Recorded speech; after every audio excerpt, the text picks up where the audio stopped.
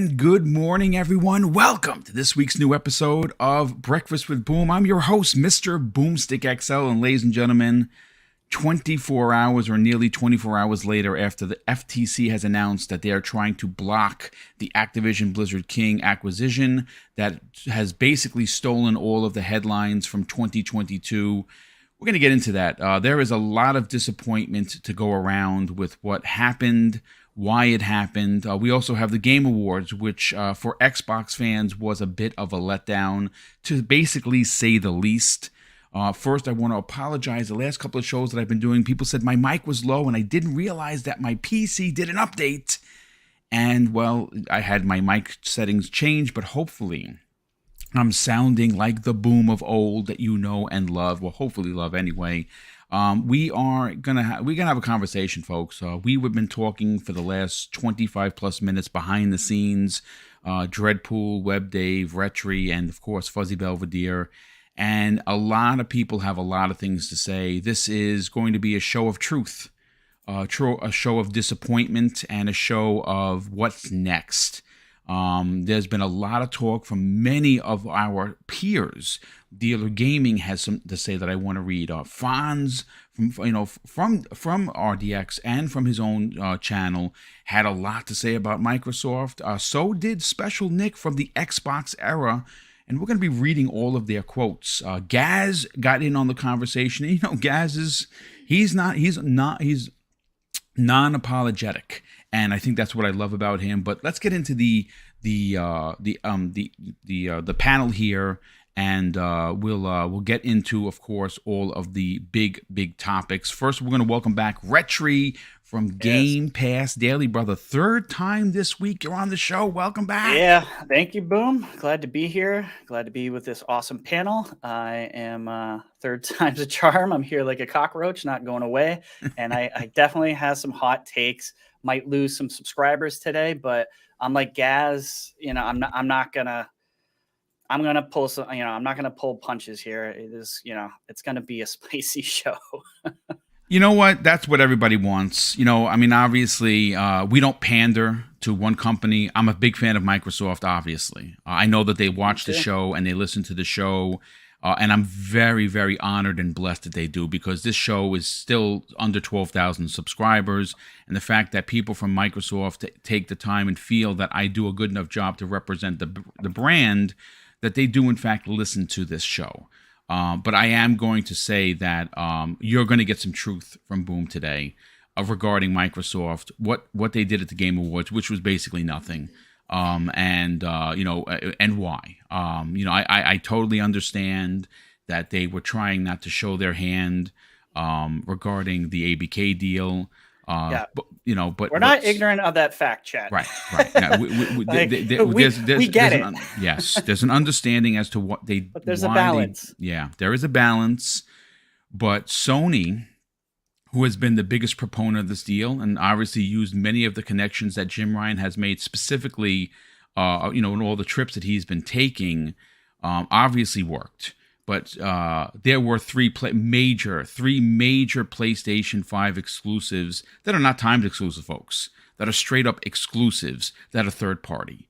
I think the biggest thing is, for me, is the injustice that Sony is allowed to do whatever they want in the industry because they're the market leader, and Microsoft is not allowed to compete. Because I don't want to get into a tangent just yet, because we still have to do some intros here.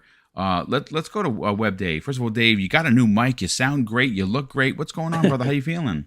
Well, thanks, dude. Actually, I dug an old mic up out of the. I used to do some what they call local wrestling calling of some songs. So I just dug out the old wrestling mic for the sidelines and for today. So we'll see what's going on. Try it out, see if it sounds a little better. But guys, thank you so much for having me here. Boom. Yes, we're all extremely fired up and ready to unload, and I'm so happy to be here, and I greatly appreciate you having me on. And Boom, you are the man. I know you have a lot to say today, and I really can't wait for everybody to hear your takes. No, I appreciate it, brother, the compliments. And yes, I do have some hot takes. Shout out to Masshole 1977.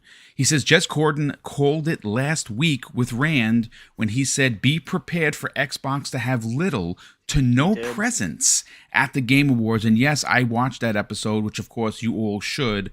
Rand is closing in on close to 90,000. Yeah, he's getting close. I'd love to see him hit the 100,000 mark because obviously Randall Thor and Jez Corden on the Xbox 2 are fantastic. And I watch their stuff every week, and I've been very privileged to have them on these shows as well. But Dreadpool, good morning. What's for breakfast, and how the heck are you? Good morning, everyone. Yes, today we got a basic coffee right out of the Keurig, but I made eggs, and I decided I was going to play around. So I eggs and bacon and some sausage. I made the face, the smiley face with nice. the bacon, but I made the sausages into mean eyebrows. and for good reason, sir. So, there's a lot of frowny faces going on, and you know what? We all have them. So yeah, I should have taken a picture of it, just posted it up there, and just to see everybody's reaction, and I'm sure that's what they would relate it to. But I got to say, welcome, Red Tree, for coming in here to Joe's apartment. If anybody's ever seen that movie, you know what I'm talking about. So, but yeah, today's going to be really spicy, and not everybody's on the same page. Just to let you guys know, and I'm sure you guys know what I mean by that. Yeah, well, we're definitely going to get into it. I think everyone has some spicy hot takes, and I think there is definitely a place where righteous smoke is deserved for Microsoft. I think there is a lot of righteous smoke for the U.S. government, who has ultimately basically handed over the generation to Sony at this point by blocking this deal, and it's again, to me, it's unbelievably shocking that the market leader, who has on paper, folks, you don't have to be a diehard gamer to simply type in market leader, for the last 20 years and everything pop up of what Sony has done to be the market leader, who they've purchased. Again, when you're talking apples to apples, they passed a $3.6 billion acquisition of Bungie in the same amount of time that it takes me to tie both my shoes. You know what I'm saying? Like, I understand 3.6 billion is not close to $70 billion. I get that, folks. I saw 68.7, whatever it is, and it is a big number between the both. But still, I mean, how many people have 3.6 billion dollars in their bank accounts? Probably no one here. And if you do, good on you. I'm not a hater. I'm a congratulator. But I think that it's just very annoying, to be honest with you. But I'm going to get into my feelings momentarily. Fuzzy Belvedere, you will have a lot to say. How are you, man?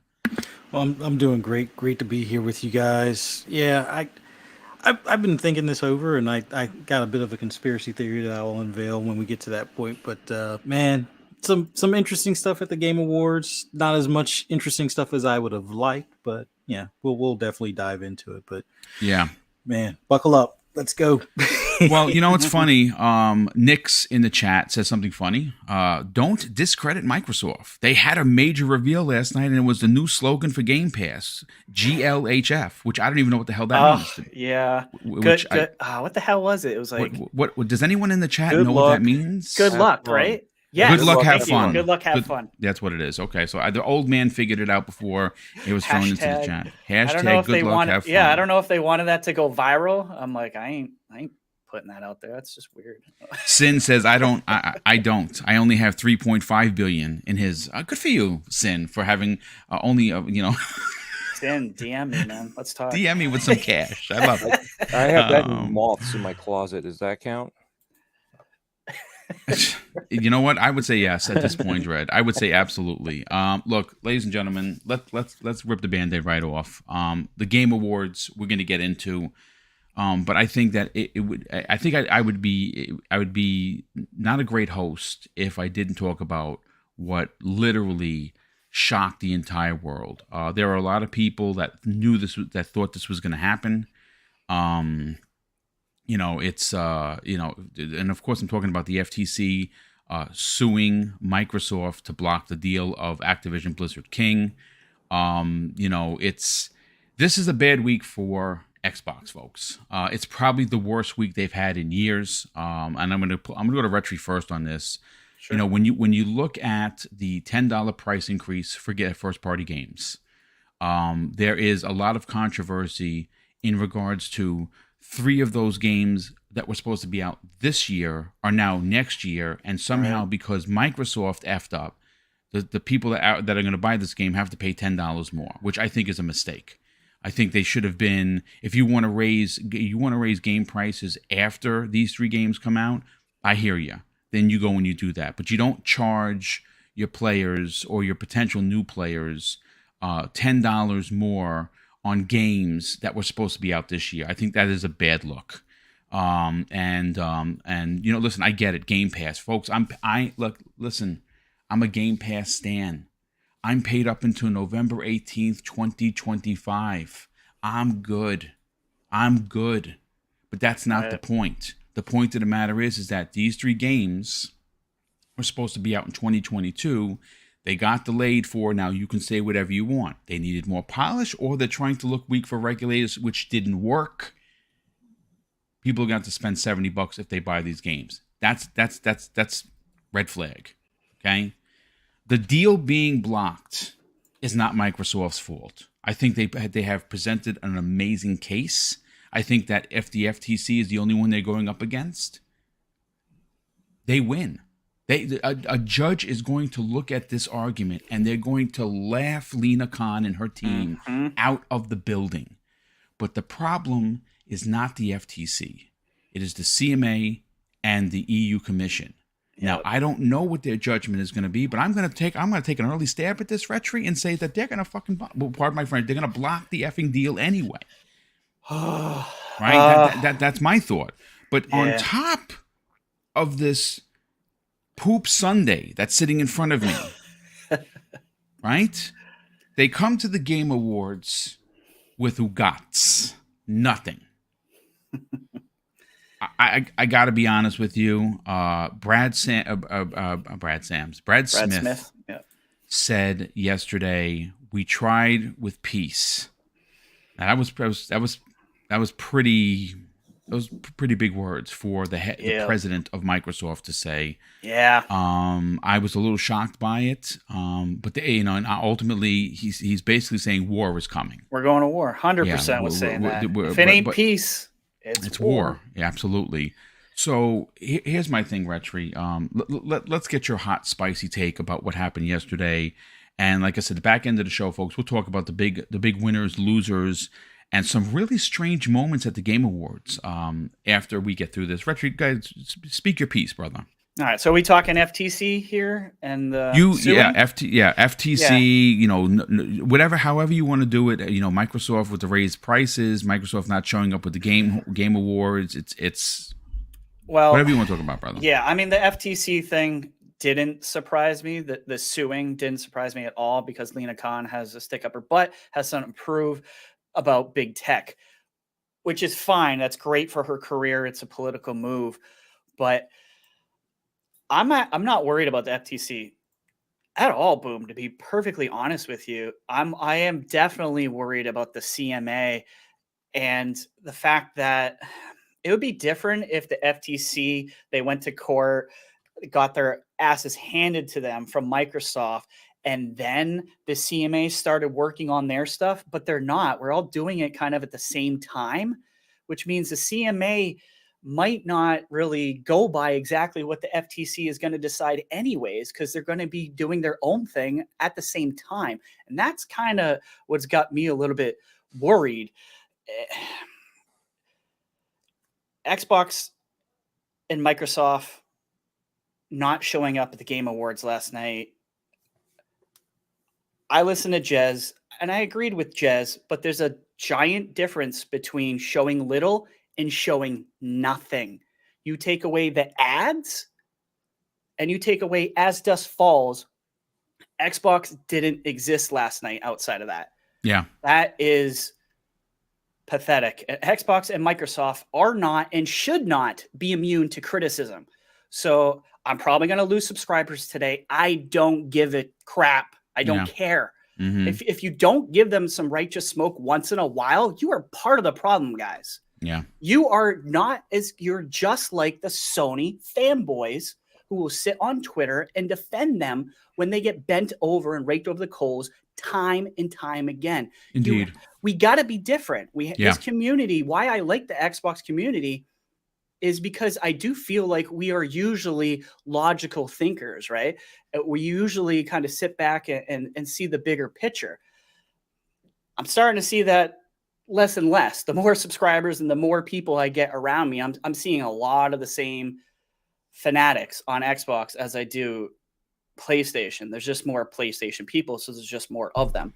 But yeah, not seeing a single AAA first party trailer and anything was very disappointing, and it just felt like they were scared of the regulators, and my brain just went, you effing cowards. Like, I kind of felt bad for Phil. Phil must have had, like, imagine like sitting there. It's like the Super Bowl where you're going to get your ass kicked the entire 3 hours, and you just got to sit there after the FTC just gave you the middle finger. I mean, what a night for Phil. But Phil, Sarah Bond was there as well, so I feel bad. Right next to him. I feel bad for both of them because obviously, they got to put on this happy face, right? Yeah. They're there with their peers. Obviously you saw the picture with Phil Spencer and Yasp from PlayStation, right? Right. I do want to stick up for Phil in that regards. I saw a lot of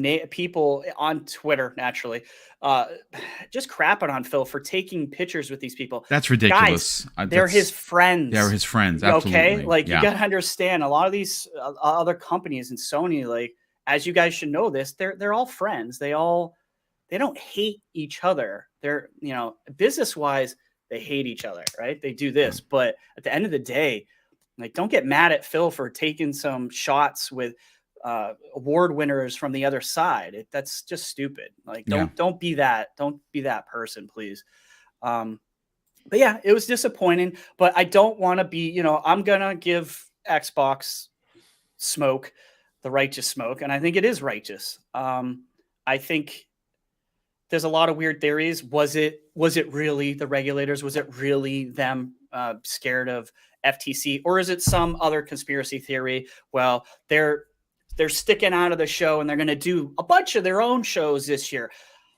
That's great. Expect, like, I don't expect that though. Like, when you think what Microsoft should do, they usually don't do that thing, right? Like, when you expect them to have their own grand show, because it just makes sense, right? It makes sense now. They didn't do crap last night. Mm-hmm. It makes sense for them to do their own show. I wouldn't get your hopes up on that one. So I'll say this, and this is bringing it back a little bit. Being that the FTC has officially trying to put the kibosh on this deal, which ultimately I think is going to fail. I will say that right now. I'm not saying there is no hope. There's always hope, but the more and more this thing continues to go down the track for August, which is going to be the first time they go into court. It's going to have passed the expiration date of the deal, so Microsoft is going to have to sit down with Activision again and redo a deal. Remember that, folks. The deal is good. The deal is scheduled to be closed in June. They specifically, and it could be a tactic by the FTC, making them go to court 2 months afterwards. That means that Microsoft is going to have to renegotiate the deal with Activision. Now, is that going to be a problem? Probably not, but it still takes time. What makes me if you watch my channel, right? One of the biggest criticisms I have for Xbox, and I have given them the smoke because I'm not a blind fan. I will let them know about themselves. Is the lack of third-person, story-driven, graphic intense titles. Now, I get it. That's not a lot of people's bag. People will come at me and they'll say, well, boom, it's about gameplay. It's not about graphics. And you know what? You're 1,000% right, because one of my favorite games this year has some of the shittiest graphics I've ever played, and that is Vampire Survivors. Yeah. One of my favorite games of the year. But here's the thing. What I look at is the opportunity that Microsoft missed banking on this ABK deal, and I'm talking about Crystal Dynamics, the Tomb Raider IP, and Eidos Montreal. Guys, gals, gamers, it still breaks my heart that those are not first-party studios. I have said it. I will die on this hill. I cannot believe Microsoft let go for $300 million. Embracer Group got 50 plus IP, one of which is Tomb Raider, one of the biggest. Lara Croft, regardless of how you feel about her, is one of the most iconic female-led characters in gaming. Microsoft had an opportunity to grab this incredible IP for peanuts, which you would find in their cushion seats, and add her, to Xbox first party, and allow to have an uncharted rival, right? And they skipped out on it. They didn't even lift a hand. They went to the auction house. They kind of it was sitting on there. You have to sit on your hands because of this deal. Now you see this deal potentially falling apart. It's sickening. It's just honestly sickening. And I'm going to get into more of my opinion. I got to catch up on super chats, and I'm going to go to Dreadpool on this. Mr. Nichols in the chat drops a very generous $5, and he says the Democrats did what happened. Trump told you they would do. Stop Americans from winning. Listen, I get it, brother. I appreciate the support with the very generous $5 super chat. I don't want to turn this into a political theater. I don't like politics. I loathe politics because they're dirty and they're disgusting and they're untrustworthy. I don't know. I mean, does this? If you have a different president, does this happen? I don't know, because maybe because Lena Khan isn't there. She was appointed when Biden got elected. I don't know. I don't have a crystal ball. I don't know. I don't know what to say about that. But listen, I appreciate the generosity, brother. I just feel that this is a political grandstanding at its finest.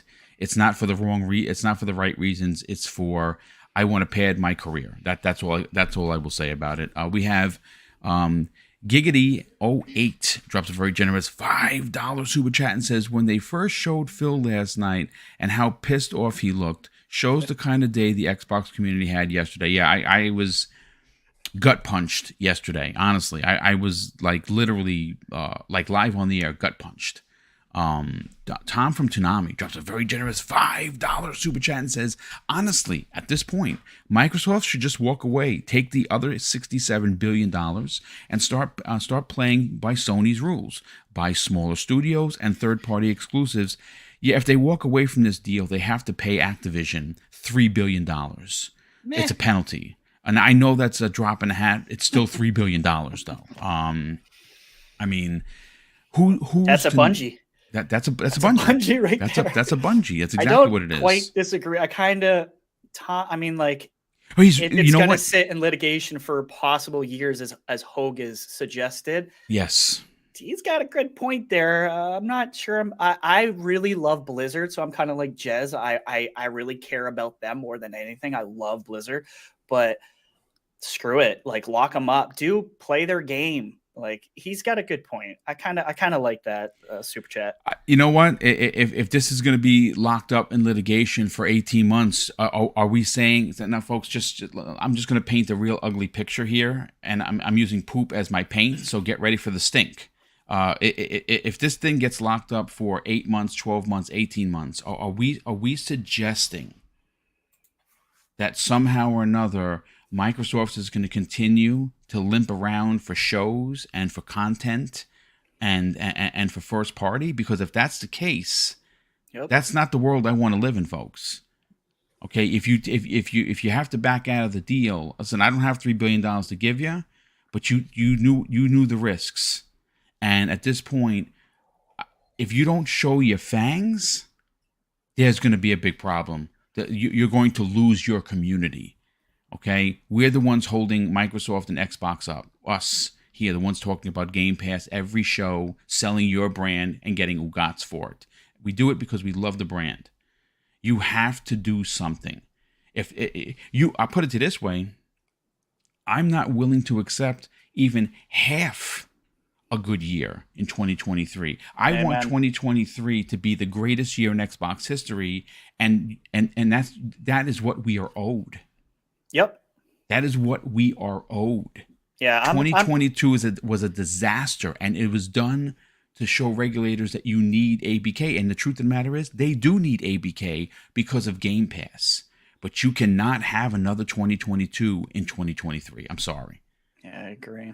Luke Steele said something in the chat too. Said, in all honesty, deal is probably dead given how long it will take to resolve on the FTC side, particularly given before that resolve, the CMA and EU will have delivered their verdicts. Ah, God, you might be right. and both of their verdicts are coming mid-January. So if they block it, if they block it, then Microsoft is going to have to walk away from the deal, because at that point you're going to be fighting two countries on three fronts. I don't know if that's a disaster for listen. Let me continue with super chats. Hey Blinken drops a very generous $5 super chat and says, "I play games to escape politics. We all do, brother." And says, and the real world, and now I got to deal with political theater of the FTC. Poop Sunday for sure. Yeah, I mean, you're not wrong. Mr. Nichols, wow, dude, he drops an additional $5 super chat. Thanks for the generosity, brother. He says, Aaron marketing team needs to be fired. We need third-person popular comic book games. Sarah needs... No, listen, dude, listen. I disagree. I appreciate the generosity, brother. Sarah Bond is a beast, and Aaron Greenberg is aces. I understand that we sometimes think that they're not doing their jobs, maybe because we don't have a specific type of genre game on our platform that you see on Sony or you may see on Nintendo. Like with Bayonetta 3. Who wouldn't want a Bayonetta type of game that's an exclusive to Xbox? I think everyone would. Who wouldn't want a God of War type experience or a Last of Us type experience on the on your box? Of course, we all would. But the truth of the matter is that they are doing great jobs. Aaron is as welcoming as you could possibly ask a human being to be, and Sarah Bond is straight up a boss, in my opinion. Sarah's been killing it, and I can show you hundreds of games she brought into the Game Pass this year. Yes, I have everything on an Excel sheet, and if you actually looked at what she's done this year, it's on crazy. A year what was terrible for first party, she is doing an amazing job. I promise you that. Yeah, absolutely. We also have Kay Asante, a good friend of the channel. He drops a $2 super chat and says, "Bring on the righteous smoke." Great panel in chat. Mr. Nichols drops another a very generous $5 super chat. Thank you for that, brother. I definitely appreciate it. He says, lack of third-person games, lack of popular comic book games, lack of support for 40-year-old gamers, the hardcore crowd, Phil catering to PC and losing. The one thing you may not like all of the games that are on Xbox, but you got to admit they have a plethora of genres, and Game Pass is not made to cater to one audience, and understand that the third person over the shoulder, story driven, adult themed, real life graphics like you see on the screen right now, that's not everybody's bag. Everyone plays different games for different reasons. For me, I like everything. So I go to Game Pass and I find a ton of stuff. Do I want more first party in this particular ilk that you see on your screen with the Evil West? Yes, I absolutely do, because I'm a single player stan. But we have let's see, Keo Walker drops a very generous $5 super chat, and he's been a channel member for over a year. Keo, thank you so much for that. He says even if they went for Crystal Dynamics and Eidos Montreal, the FTC would have moved to block the deal because Microsoft is doing the buying. Yeah, I absolutely agree. Game Positive drops a very generous $7 super chat and says, I doubt anyone is as upset as Phil right now. And I agree. I think Phil is you can see, if you saw his face, he looked like he was dying in that seat. He says, let's see, he's going to remember that feeling sitting through the Game Awards, not going to want to repeat. Yeah, I believe that this is going to be one of those, I don't ever want to feel that way again kind of moments. I agree. Kingfish 737 drops a very generous $10 super chat, and he's been a channel member for 6 months. Thanks so much for that. He says, good morning, Boom. An awesome panel. Thank you for that. Yes, bring the smoke and keep it real this morning. I always admire the truth from you and the panel. And Dave, you had a lot to say about that. I appreciate it. And Mr. Nichols drops an additional $5 super chat, and he says, Boom, you're right. I'm just mad at the Xbox getting truth. Listen, dude, you don't, Mr. Nichols, you don't have to apologize. You didn't even have to drop another super chat. I love that you're being so generous. You don't understand. I actually lost sleep over this shit. That's how much this bothers me, because like I was saying to the panel, I'm a right and wrong guy.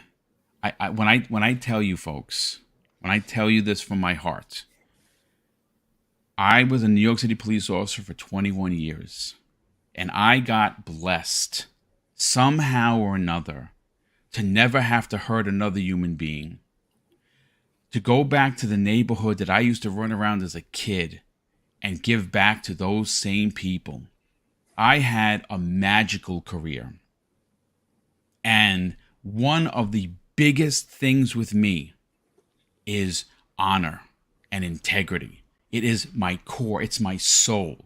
So when I see wrong, when I see injustice, I instinctively have to do something about it.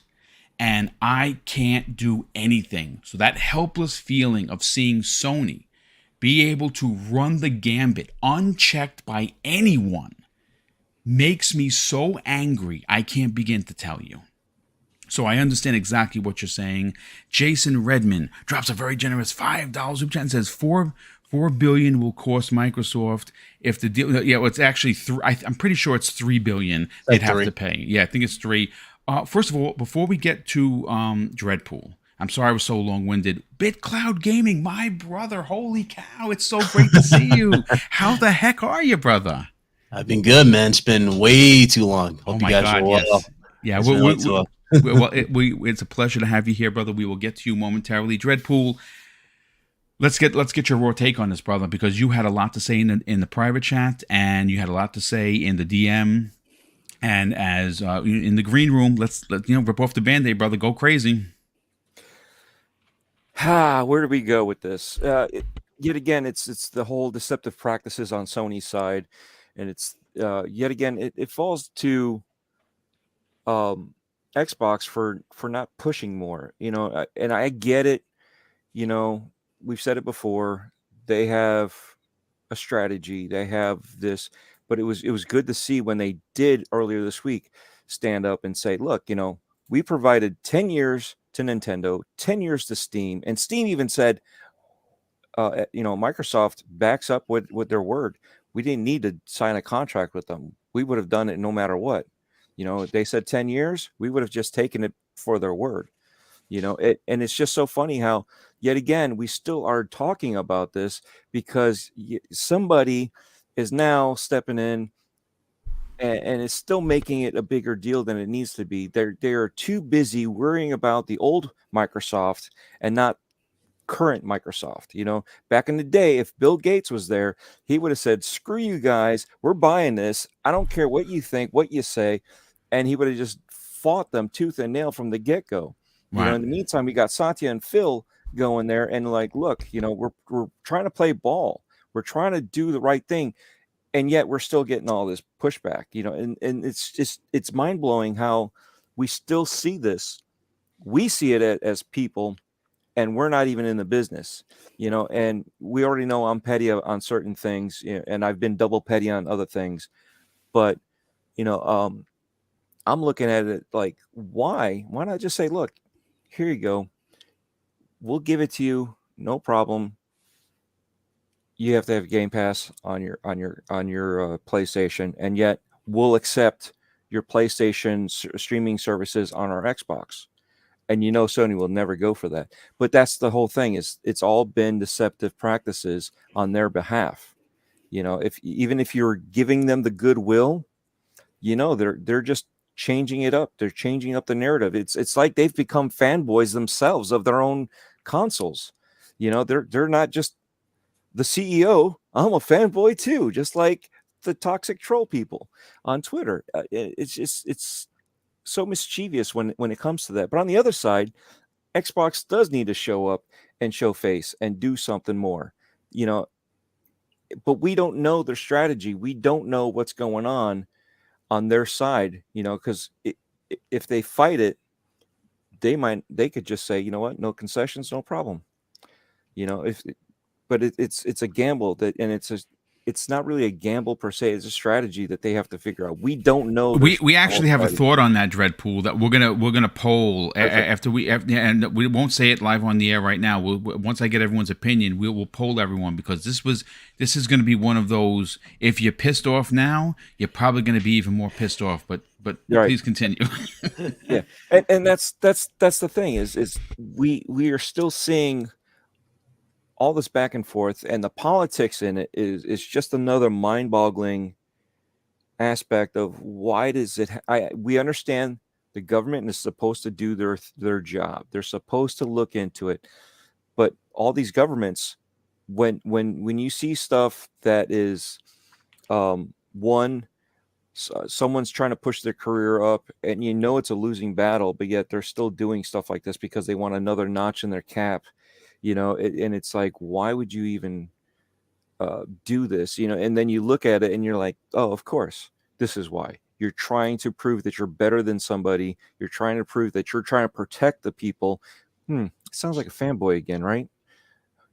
Don't buy this. You can call it fanboyism. You can call it collusion. Right? You can call it money hatting. You can call it a political agenda. There's a lot of real nasty takes on this, and I was reading. I mean, I have a ton of commentary from many people, but specifically there was one. Let me see if I can find it real quick as you continue, where it appears, Dredd, to your point, that they're protecting a company and not consumers. That's what it seems like. Please continue. It sounds like, I don't know, our government, where we protect the lobbyists, not the people that they're supposed to be representing. The moral side, yeah. You know what I mean? And that's the mentality that we're seeing. I don't know why we're seeing this stuff. Remember when we had net neutrality, and we'll call him dipshit, but he actually like contradicted himself. He even posted a video of himself laughing about everything that he's done, and yet he still got a copyright ban because he was an idiot that used copyrighted music and tried to post it as a video. And it's just, these people, I don't know how they are in power, but when you see stuff that's right and wrong, right, we see it and we can call it out, but they are blind to it. And why are they blind to it? And that's why we got to question some of this stuff as to what's the motives here. And it seems like, yet again, the motives are political power or or political career anyway. Yeah. Right. So when you look at it like that, but you gotta think there's something's not right, and we got to call it out. And eventually, just like we did back in the day with the Xbox, on rising the price of Xbox Game Pass, or not Game Pass, Gold. If we called it out. We have to do that in a major, massive quantity of people and not just gamers, but just overall people saying, you're not protecting me as a consumer. You're protecting a company that is not even thinking about me or caring about me. Because yet again, I understand we got to raise the prices of the consoles. This is the first time it's ever happened on the PlayStation side alone. Anybody has ever raised the price. Everything's always gone down. reduced the board of the console. They've reduced this. They've reduced the technology on the size. And I understand they're using new technology. That should level out the playing field on the price. It shouldn't increase the price. You know, they've gone and upgraded the pricing on games. And what happened? Other studios have done the same thing. Other devs have done it, you know, with their games. Their pricing's gone up. But what are we still getting? We're still getting faulty games. You know, Callisto Protocol, which I'm going to say, don't even bring it up. Thank you again for the person that gifted it me last week. So I really appreciate it. I did have fun with it. I'm still having fun with it. But at the same time, the game, you know, for some people came out faulty. And I'm glad I didn't play it the first day. I'm glad I, you know, got it a couple days later where the patches came through. It's still not where it needs to be. Yeah, it's a year or somewhere. Again, it's a $70 game that this person paid for me to have. He bought it for himself. And I'm sure they probably, if they really wanted to, they probably bought it for a couple other people. So you're looking at $140 right out the door that have potentially could have been miserable experiences day one, you know. And what are we supposed to do? Wait for months, you know, 6 months down the line when they patch it for the Xbox Series? It doesn't make sense, you know. But this is the same mentality of these federations and companies, or not companies, governmental bodies, yes, that they're trying to that they're there, literally there to protect us as consumers, as the public, you know, as the buyers, and they're not doing their job. Dude, first of all, I don't understand how this deal hurts consumers. At the end of the day, we know it doesn't. They absolutely know, and it's not going to hurt competition because listen, folks. I mean, if you look at the Game Awards, Sony showed that they're fine without the Call of Duty deal. Yeah, they did. Yeah, they absolutely did. And they're still holding stuff back, and they haven't even done their not state of play, their big last show. Yeah, they didn't even do it. They scrapped that all together for next year. The what awards? Spider-Man 2 is still not. It's being held on like a crown gem. And keep in mind, what's the main game me and Boom are hyped for? Wolverine. Yeah, you still got that. You still got tons of games to choose from. Now, the deal itself, I had said this with you guys multiple times. If it doesn't go through, you got to look at the situation as this. What do we have to show for it? Type of thing. You got to look at it. That's really what you got to look at it. Listen, after looking at the Game Awards, I don't ever want to see Microsoft in this situation where you have Sony and Nintendo and third party, literally the only ones out here with announcements. Yep. And legit winning awards. Mm-hmm. There needs to be some, like, you guys can talk about the deal all day. I know everybody wants to talk about it. It's fine, but you cannot deny that there is an issue here in terms of quality assurance, I guess you can say, in the first party side. But you know something? You know why you're not wrong? Phil Spencer actually recently just said that. We are aware that we have not delivered a strong first party in a very long time. Those were his words. And he's right for saying that, because you know something? He's not lying. Yeah. It's been a whole year of acquisition talks. A whole year. That's all it's been. Acquisition talks. Don't get me wrong. The Bethesda thing, we have to wait for time for that to produce the results. We know Doom eventually is going to happen, whatever crossover. They're going to do all that stuff. That's fine. We know we're getting confirmation on that. This Activision thing has been the main thing talked about. Now, my thing is this. Where's Avowed? Where's Hellblade 2? You know, it's funny. Let me just read an excerpt here from Fonz Gaming. And of course, listen, Fonz is another incredible podcaster. He is an incredible member of this community. I love Fonz. Yep. And he's another one that also, like Dealer, lets it hang out and speaks raw. Yeah. He says this, 2 tweets. Why? I know he goes, Xbox. Just why? Why didn't you show up tonight? And he goes on with a second tweet, and this one's a little bit longer, so bear with me. He says, for those saying that Xbox didn't show anything because of the FTC situation, I don't buy it. It's such a weird thing to do. As if showing off Avowed, Outer Worlds 2, or even some more Starfield gameplay is going to somehow make the FTC think anything differently. And he's 1,000% right. Speaking of Dealer, good friend of this program, great friend of the community, he said something, well, a little bit snarky. that a lot of people are, he has over 600 likes on this particular post. People really like what he was putting down. He says this: FTC sues Microsoft over ABK deal. A major delay at the very least. And he goes right after Xbox. Says, at Xbox, remember this the next time you want to play Kumbaya with Sony. Just saying. Hashtag Xbox. We have one. I pulled one here from, let me see if I sent it over, from Special Nick of the Xbox era. Let me just find my stuff here, because what he said was, I love Special Nick. I think is another one. Yep. He gives it to you, and sometimes people don't like his takes, but this is what he had to say. He says, Xbox did show something at the Game Awards last night. What are you people talking about? They showed regulators why they need ABK. Yeah. I mean, Dread. That's exactly it, though.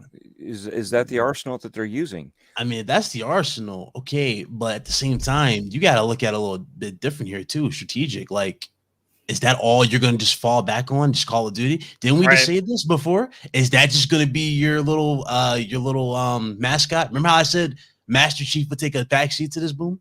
If they ever did get this.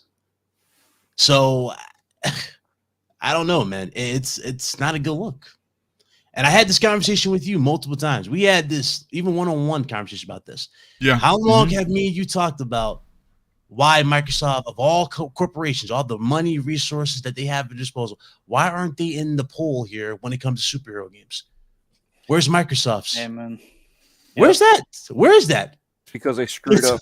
They screwed up with their idea. They decided that they didn't want to do that, and unfortunately, that's part of this the old mentality that they've tried to abolish, but not everything has been moving forward, and that's one of the things that they're lacking, and we called them out on that. They need to do more superhero games. They need to get more in the conversation. They need comments. 100%. Yeah, the comment is they need to be more in the conversation. They're not in the conversation in key categories that are bringing more eyes towards a platform. More people if you told me MCU, yes, and we said this about Spider-Man. No Way was it? Far From Home. We literally said that. That is the best Spider-Man movie we have ever seen. And guess what? They had a Spider-Man game to show at what? Boom. State of Play right afterwards. That was perfect marketing. That's how you keep eyes on a platform. What has Microsoft done on that level? Nothing. You need to get into that conversation. You can't say Halo, Gears, and Forza is it. Gears is going to look good on Unreal. Nobody's denying that. Forza is going to continue to look good. Nobody's saying nothing like that. But you need to have more options in this situation. You can't say acquisition this and then like, oh, hey, guys, wait. No. People are at this point where they want results, especially when you're talking about upping the price to $70 games, when the whole big thing, the big wave that Microsoft's been riding on is the fact they've been cheaper. Have they not? That's their big wave. Now you took away your biggest asset that's been holding you up. For what? And keep in mind, too, now the games are $70. Guess what people are going to do, people in the chat? What did I say they were doing about PlayStation games? They're going to look at them with that magnifying glass. Expect that magnifying glass treatment to now be even further put on Microsoft. Everybody's 100%. looking for quality at its finest. If you're asking for more, I expect more in the games. Indeed. I expect more in the details. I expect more in the content. I expect quality assured games. Okay. I can't have situations like Starfield where characters' heads are turning all around doing 360s. I can't have situations like that. You're asking $70 for it, but you say, hey, it's Game Pass. No, you need to put my Xbox. This is your bread and not your bread and butter, but you have to treat that like Sony treats PlayStation as a bread and butter situation. You got to put that as an 8-tier like responsibility type of thing and really show, listen, this is where you want to be. See, but we've also been expecting more at the $60 price point, which is the worst part. Yeah. They're jacking it up $10 and still getting the same outcome. We're not getting the quality that we deserve that we're paying for, even back when it was $60 or even $50. You know, they haven't been doing that in a while. You know, so yeah, we get these great games that we love. And that's what I was saying before is why are we, you know, it doesn't matter if it's first party or third party. Why are we waiting for these games? And it's sad to say first party, we have to wait for these games to be created for the series or just Okay. non-boogie. You know what I mean? Let me address the chat. So somebody said, listen, Xbox doesn't need to be Sony. Okay, if Xbox doesn't need to be like Sony, I'm not saying they got to copy them to the T. I'm not saying that. I'm saying get into the conversation. You don't want to be left out of the conversation. That's what he's saying. Yeah, exactly. You can't be left out of conversations like this. If superhero games are the trend and you're not making no effort to get into that trend, guess what? People are not looking at your brand. Yeah. Isn't that what they look at Hogwarts, guys? Hogwarts Legacy. Everybody knows Hogwarts. This is what he is saying. We're talking about literally. We're talking about the regular Joe who doesn't know anything about video games. You need those titles that everyone knows it's recognizable. Take that out of the situation. Stop looking at it from console war mentality. That's what's killing the brand by itself. Look at it from a realistic perspective. What exactly is people like Sony doesn't even have to. That's the wild part. Sony doesn't even have to advertise their game. Come on, y'all can argue this. They don't even have to advertise their games. They have the damn MCU doing all the work for them. Yeah, they do. You know how big that is for a console? The MCU is doing how many things? Yeah, well, I'll say this. There was a specific word used that BitCloud and I have talked about that was mentioned, and I really want to reiterate on that, and that's zeitgeist. That is the popular term for being in the know. It's as great as Xbox has in first party, and they have a lot of great first parties. They are missing several, and I've talked about this numerous times, folks. They're missing the kid-friendly mascot game. Right now, we thought that Crash was going to be one of them, and it looks like that's not going to happen. But they still have Banjo-Kazooie, which they're still sitting on their hands with. I've been begging Microsoft to return Banjo-Kazooie to greatness. I thought after the announcement of him and Banjo and Kazooie in Smash, I thought for sure that was a clear sign we were going to get a Banjo-Kazooie, because did anyone else like myself watch the videos of when they were announced? Not just that though. You just had like a cool moment that kind of made me think, gave me a little hope that maybe you could get a Banjo. Because remember the whole Crash reveal? Yes. I'm like, where is that for Banjo? Where is that for Banjo? Where's Punker?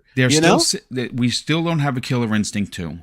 That's another thing. Tekken 8 was shown at the show. Street Fighter, Microsoft. Like I just said, why aren't you in this conversation? Where's Killer Instinct? Where's Killer Instinct 2? And even more so, again, I understand. Listen, I don't want Microsoft to be Sony, folks. I want Microsoft to be Microsoft. You want variety, though. But we also, again, I've been begging. How come there's not a Captain America game or a Black Panther game or a Blade game or a Ghost Rider or something with a major character that identifies with Xbox? Dude, there isn't any. Now, I don't know. That ties to Xbox from Black Panther. I mean, listen, they literally did consoles for the movies. There could be a reason. There could be, a backdoor reason, that doesn't happen because of, Marvel has a deal with Sony regarding the use of Spider-Man. Maybe that's it.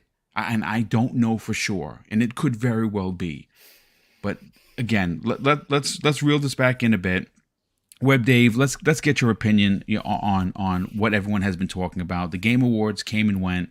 Microsoft was a no-show.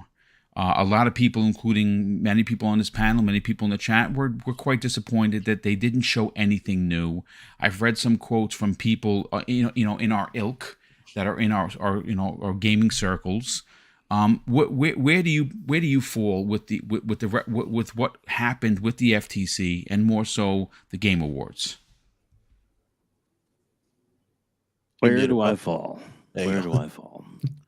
Well, I definitely, was like a lot of people and wanted to see a lot more from Microsoft. I think I understand, why they were tame on that part. But with that said, to think that they don't have a lot coming and 2023 isn't going to be an absolutely off the chain year for Microsoft. The games are coming, man. There's a ton of stuff coming, a ton of stuff happening, and whether the deal gets done or not, it's going to be a good year for Microsoft. The Wolverine game from Sony, that's not coming out next year. No, that's not coming out to 2025. That's been confirmed. That's 2025. But So- you got Spider-Man next year. Yeah. Well, And we'll that's see. at the earliest. Yeah. So, I have a strong suspicion that's going to be delayed. Then again, that's just my it's opinion. possible, but I think that's going to be crushing as well, though. I really think. it would be a great game, and plus it's most likely going to be on PC at some point. So Well, so, they're yeah. all going to be. They're all year. yeah, it makes sense because that's where you make a lot of money is the PC. So the awards themselves, they weren't as good as I was hoping they would be. They definitely were. This was for me. I agree with you 1,000%, Dave. I think this is for me just the production, presentation, beautiful. Yep. What was shown, very, very, very low bar for the Game Awards, in my opinion. Yeah, and would love to have them, come up with more stuff and to have more things at the show. And I think they could have probably done a few things at the show, more than just the Game Pass, because that was pretty much that was their biggest. That was the trailer, which is you might as well just not even bother showing up, to be honest. Yeah. But I mean, there definitely was some things that they could have, come out with. Aaron Greenberg said, we hear you. There's going to be some, we have a lot of stuff coming, and we're, some. I think they're going to do another show, whether it's in December, or excuse me, or January or February. It would have to be, right? It's going to be well. If it doesn't- I mean, at this point, you need to. Redfall comes out Q1. Well, yeah, but we don't know exactly when it's going to happen, dude. No, So, we don't. But I nope. mean, that's speculating. But I'm Right. assuming. Okay, so back to let me finish this up. Their position is, they do have this this deal that they are working on. A lot of people are like, I'm done with the deal. I'm tired of the deal. Let's move on. Let's forget this and let's do other things. Microsoft isn't going to let this go, not anytime soon. Yeah. And the deal, and if you listen to Hoglaw, which I've done 2 or 3 times, I've rewatched his surprise show he did yesterday. The court date is August, but August. they Yeah. can It's actually- mid-August. Yeah. They can actually come to terms next month All right. and get this behind them that fast. In the green room, we were all talking, and Yeah. I'll let everybody kind of throw their parts in. But the really strong point that I thought, I said no, they shouldn't do that. But Boom, I'll let you make your own point when you say this. Maybe they should go ahead and say, you know what, to get the deal done, if they want to try and make Redfall multiplat or Starfield multiplat, let's do it. Let's do it because they get the deal done. And Sony will still be crying because Sony doesn't want Game Pass. Game Pass is going to be the undoing of Sony in the long run. And Yeah, it is. I absolutely agree. I think that Sony's old way of doing things regarding Come on, Nintendo. Yeah, it's an old ideology to deliver content. $70 games. Yes, I understand it's a business. They spend a lot of money on making those games, and their games are great. Maybe not everyone agrees, but if you don't, I hear you. I'm just saying that the way Microsoft is doing it is the way of gaming moving forward. They are going to. They have changed the industry for the better, in my opinion, especially because, like I said, I love being transparent, folks. So I'm going to put myself on the seat here. Do it. Every year that I am subscribed to Xbox Game Pass, I get a plethora of game experiences, and that's great. But I do want to make it a little bit more personal. Okay, I'm a retired guy, right? I don't work. Technically my hobby has become my job because I stream 5 days a week, right?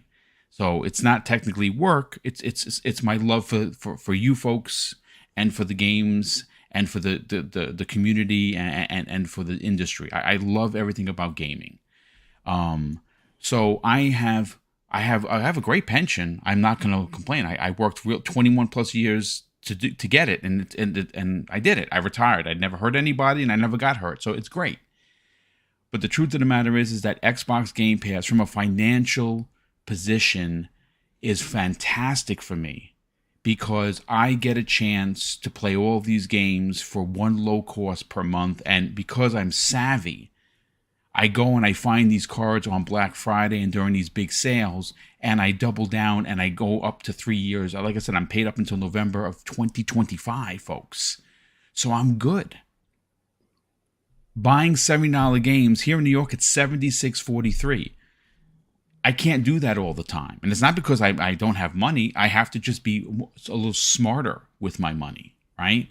So I ask for gift cards for holidays, for birthdays, for special occasions, and I tuck them away in my sock drawer. And when a game comes out, I go buy an Xbox card or a PlayStation card, and I pop it on and I buy my favorite game. That's what Xbox Game Pass does. And I wish Sony and Nintendo would have their own things like this, so everyone wouldn't have to worry about spending, $76.43 on God of War. Is it worth it? Yeah, sure, it absolutely is worth it. But if they had a service, it would just be like press download. And that's what I love about Xbox, because they have changed the industry for the better. That's what I don't understand about how regulators don't see that. But Dave, you brought it up. I'm going to throw this question out. It's probably going to piss a lot of people off, but it's just a question. And I think at this point, if you are a business, if you take your emotions out of the conversation, I think there's a lot to be said about what I'm going to propose. If you look at the FTC's complaint, the biggest and number one thing on the top of their list is how Microsoft apparently said that they wouldn't take Bethesda games away from PlayStation players, and they did. And I don't think that they did that. They said it's on a case-by-case basis. I understand that. I've read it 10 times. Yeah. But if you're Microsoft and you want to get this deal done, I hate to say this, folks. I hate it. But I'm going to say it. I'm going to say it. I think if you're Brad Smith, you're Phil Spencer, you're Satya Nadella, you sit down in a room and say, look, we really want King, we really want Blizzard, and we really want to have Call of Duty and all these studios become first-party studios. What if we offer to the FTC, to the CMA and the EU Commission, hey, listen, this is what we're going to do. We're going to take all of the Bethesda games that are exclusive, currently, and we're going to put them on PlayStation. Now, they're going to be on Game Pass, but we will put these games onto Sony's platform to get this deal done. That's the question. Chat's going to go crazy. Oh, yeah. Chat's going to go crazy. And I hate that I have to say that, but I have to ask. Do whatever. Yeah, you have to pull all the stops. I'm going to wrap things up just real quick. Please, do you think? When I just want to be clear. I believe this deal is going to go through. I do not think that Microsoft needs to step off this deal at all until it's absolutely can't be any other way around it. Microsoft, if it goes to going to court in August and sitting going to talk about everything and bringing all the dirty laundry from everybody out and sitting down case by case, point by point, this whole commission is about what's important to the gamers, what's important to the consumer, not about how it hurts another company. Right. So all I can say is game on, play hardball, win this effing fight. Yeah. Sorry. No, I agree. Let's bring in Fuzzy, because Fuzzy's been sitting on this, but I do have to. Wow, there is a lot of super chats that I have to catch up on. Holy matrimony! You want to get those? Yes. Let me grab those and I'll get Fuzzy into the conversation. Let me just find the last one that was here. Roshan Eppinger drops a very generous $2 super chat and says, "Didn't Luke say anyone block kills the whole deal?" Yes. If the CMA says no and the other two say yes, the deal is dead. If the EU says no and the other two say yes, it's dead. If the other two say no and the FTC says yes, it's dead. They need all three governmental agencies to pass this deal. It's a part of the contract. Z Black Writer, who's been a member for 1 year, drops a very generous $5 super chat and says, if the deal tanks, Phil's first job is to sign a $1 gazillion trillion billion dollar 5-year deal with Call of Duty exclusive. I've been talking with some people. Some people think that that if the deal fails, and ultimately it could, that somehow because Sony's the market leader, Activision is going to go and sign a deal with them because they're the market leader. I don't. That bridge is burnt. I know it's business. I know it's take the emotion out of it. There's no way Activision would ever do business with them again, market leader or not, because they can get the same amount of money, potentially more, from Microsoft. So it's I don't think that's ever going to happen.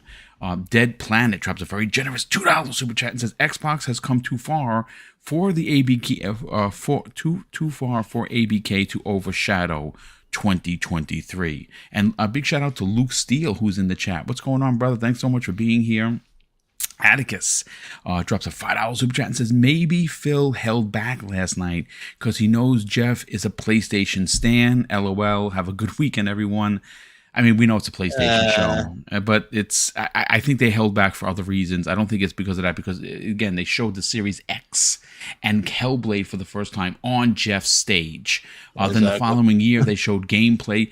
They've shown quite a bit on Jeff's stage. And Jeff actually said it, I think it was 2 or 3 days before the show actually happened, that several things were pulled. We all assumed it was Microsoft pulling some stuff. We also have Jason Redmond. Let's see. Where is it? Oh, no. Tom from Tanami drops a very generous additional $5 super chat and says Aaron Greenberg came out with a tweet about not waiting long to see what's in store for 2023. No, just no more waiting. Show your stuff today, period. That's not wrong with what he's saying. Seems like to be a frustrated Xbox player, and I think he's right. They have to show their stuff. Show us what you have been doing for all these years since 2018. And we need to see it. Yeah. Jason Redmond drops a very generous $2 super chat and says PlayStation do not always pay for third-party game exclusives. Well, if there is, they don't always do.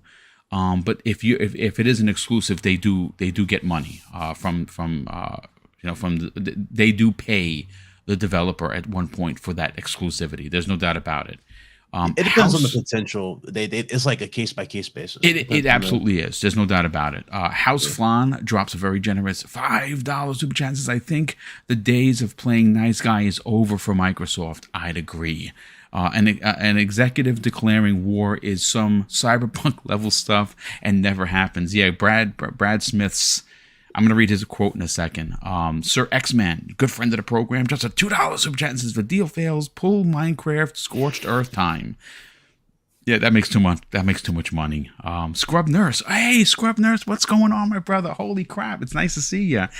He's been a channel for 2 years, dude. Thank you so much for that. He drops a $10 super chat and says, Xbox needs to talk to the fans, not Aaron Greenberg sending out a tweet, things are coming. Have a come to Jesus meeting and at least show us progress, gameplay on Perfect Dark, Fable, Avowed, etc. You know what, Scrub Nurse? You're not wrong.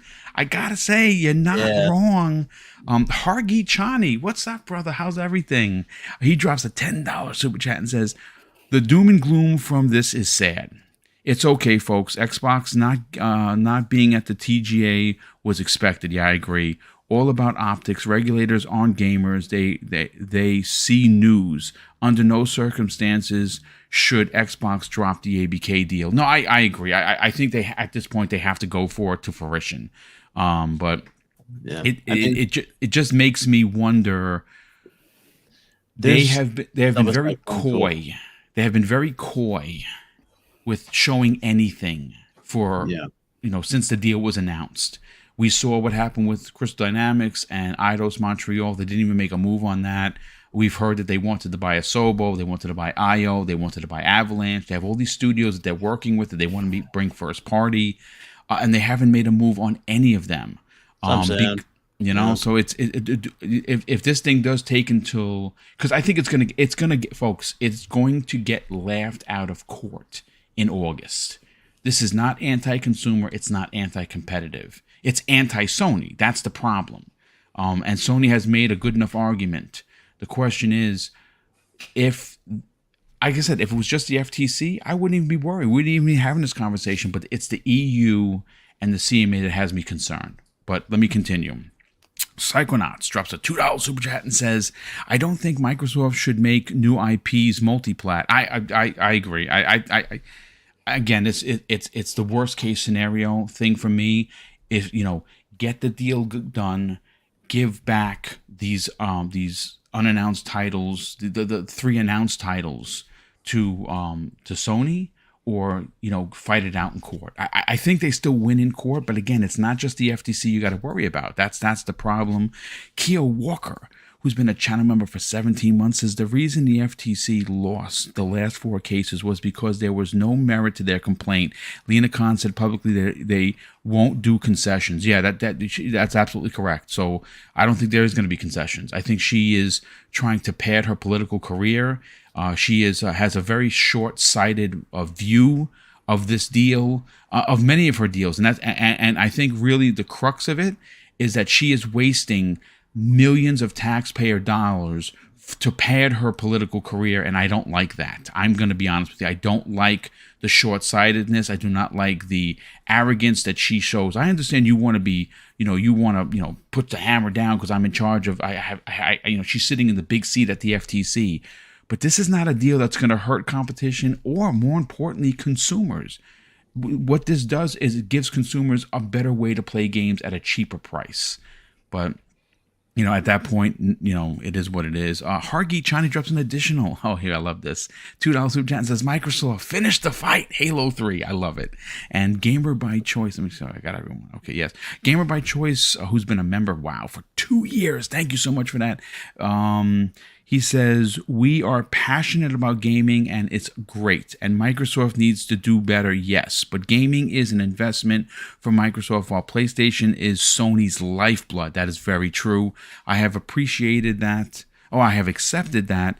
And life is better. Great show. Thank you. And Grumble drops a very generous $10 super chat and says, "If someone is convinced you're a monster and treats you so, you have no obligation to prove them wrong. Use $70 billion to buy exclusives from now on until Sony goes out of business." Yeah, they have to be more aggressive. But Fuzzy, let's get your opinion, brother. Let's talk about it. Well, I've been looking at this deal for quite some time, even have some money invested in it, and I'm starting to wonder if some of it might be, not really insider trading, but it's like a lot of people miss the boat of the $63 to $68 range for the share price of Activision. And it's almost like they're doing everything under the sun to get it back down to that, because it has gone as high as like 78 or almost 80 at one point. But now it's tanked or tracking downward back down to like sub 70. It's at 74, I think, this morning, and it'll probably hit that 68 like what it was before the whole deal was announced. So absolutely, I agree. I think it drops another 5 or 6 points today, minimum. Yeah. So I'm wondering if some people in Washington are purposely making this trend downward. I really wish there was a lot more. I guess not really more scrutiny on politicians, but I almost wish that there was a lot more, I guess, information on their trades that they're involved in, especially when they're either attached to a committee or something to that effect. But that's a conspiracy theory for another time. But as far as with Microsoft at this point, they've played the nice guy for all this time because of the 90s and the early 2000s, where Bill Gates was basically the devil in disguise as far as a lot of people are concerned. And I guess Microsoft as a whole is still paying for, Bill Gates' reputation during that time frame. And I get it. Lena Khan wants to send a message to other tech companies, but if you're going to send a message to a tech company that's actually helping the U.S. government more so than like your Apples or your Googles, and you want to like shake things up for like your Facebooks and other ones that you've have some sort of gripe with, this is probably the worst way to do it, because if you get another loss as far as this lawsuit, it's just going to make it that much easier for them to show that you have malice and ill content when you come with these suits and things like that. You're not acting in the interest of the public. You're acting in the interest of your career. Yeah, indeed. And that'll be 100%. something that will be discussed in court, and it will probably tank her career thereafter. But then again, people have short memories, so it is what it is. But Microsoft not showing anything from first party is a bit of a missed opportunity, especially for the 3 main games, or I guess you could say 4 games that are announced to come to console between now and June. Be it your Age of Empire, Forza Motorsport, Redfall, Starfield. Any of those that you've definitely said within that 12-month period. I can't see, even with the regulators not being gamers, those hindering your stance. I guess some might say, well, people are talking about Bethesda games going exclusive against their word, and I remember the whole case by case thing in the Game Pass, or they'll be where Game Pass is present. And if Game Pass isn't present on PlayStation, so be it. But it just seems like you've played the nice guy, kumbaya, for this amount of time with nothing to show for it. They still slapped you in the face. They still pointed and laughed at you. Now what are you going to do? And I think it's time for them to take maybe a slightly different strategic approach. I'm not saying go scorched earth. I'm not saying pull Minecraft. That I think would be going in the completely wrong direction. But it brings in too much profit. Yeah. So I think that the main thing now is if you're going to play in this field and Sony has made all the rules, or at least convinced the rule makers that their rules are the ones to follow, start playing better by those rules, or innovate in a different way. Like, give them Call of Duty, and then make Call of Duty come out only once every 4 or 5 years. If you want to have something exclusive to the platform, change the name. Like, you can easily do spin-offs of other series that have never appeared on other platforms. Well, I mean, to your point, we know that Treyarch and Infinity Ward are working on an open world first person shooter in space. Yeah. Mm-hmm. So that's been confirmed. They have plenty of wiggle room. Like, all these rules that these regulators are going to want you to abide by as far as concessions, there are always workarounds. I mean, look at some of the biggest deals that have happened when it comes to Disney and whatnot. So honestly, I think now is the time for Microsoft to stop extending that olive branch to Sony. Just stop. Just completely radio silence on anything when it comes to Sony. Just go ahead and do your own thing, but then also go head to head on certain things that you should have been doing for long ago. If it's going to be about Call of Duty, that's fine. Let them have Call of Duty. Start focusing on Diablo and on all the other IPs that Activision would have that you can either rename, do spinoffs of, or whatever the case may be. Oh, well, this spinoff has never been on any other platform, so it shouldn't be a problem. But I think in the grand scheme of things, the big picture is, if this deal falls apart, Activision will not survive. There is no way that Activision will survive.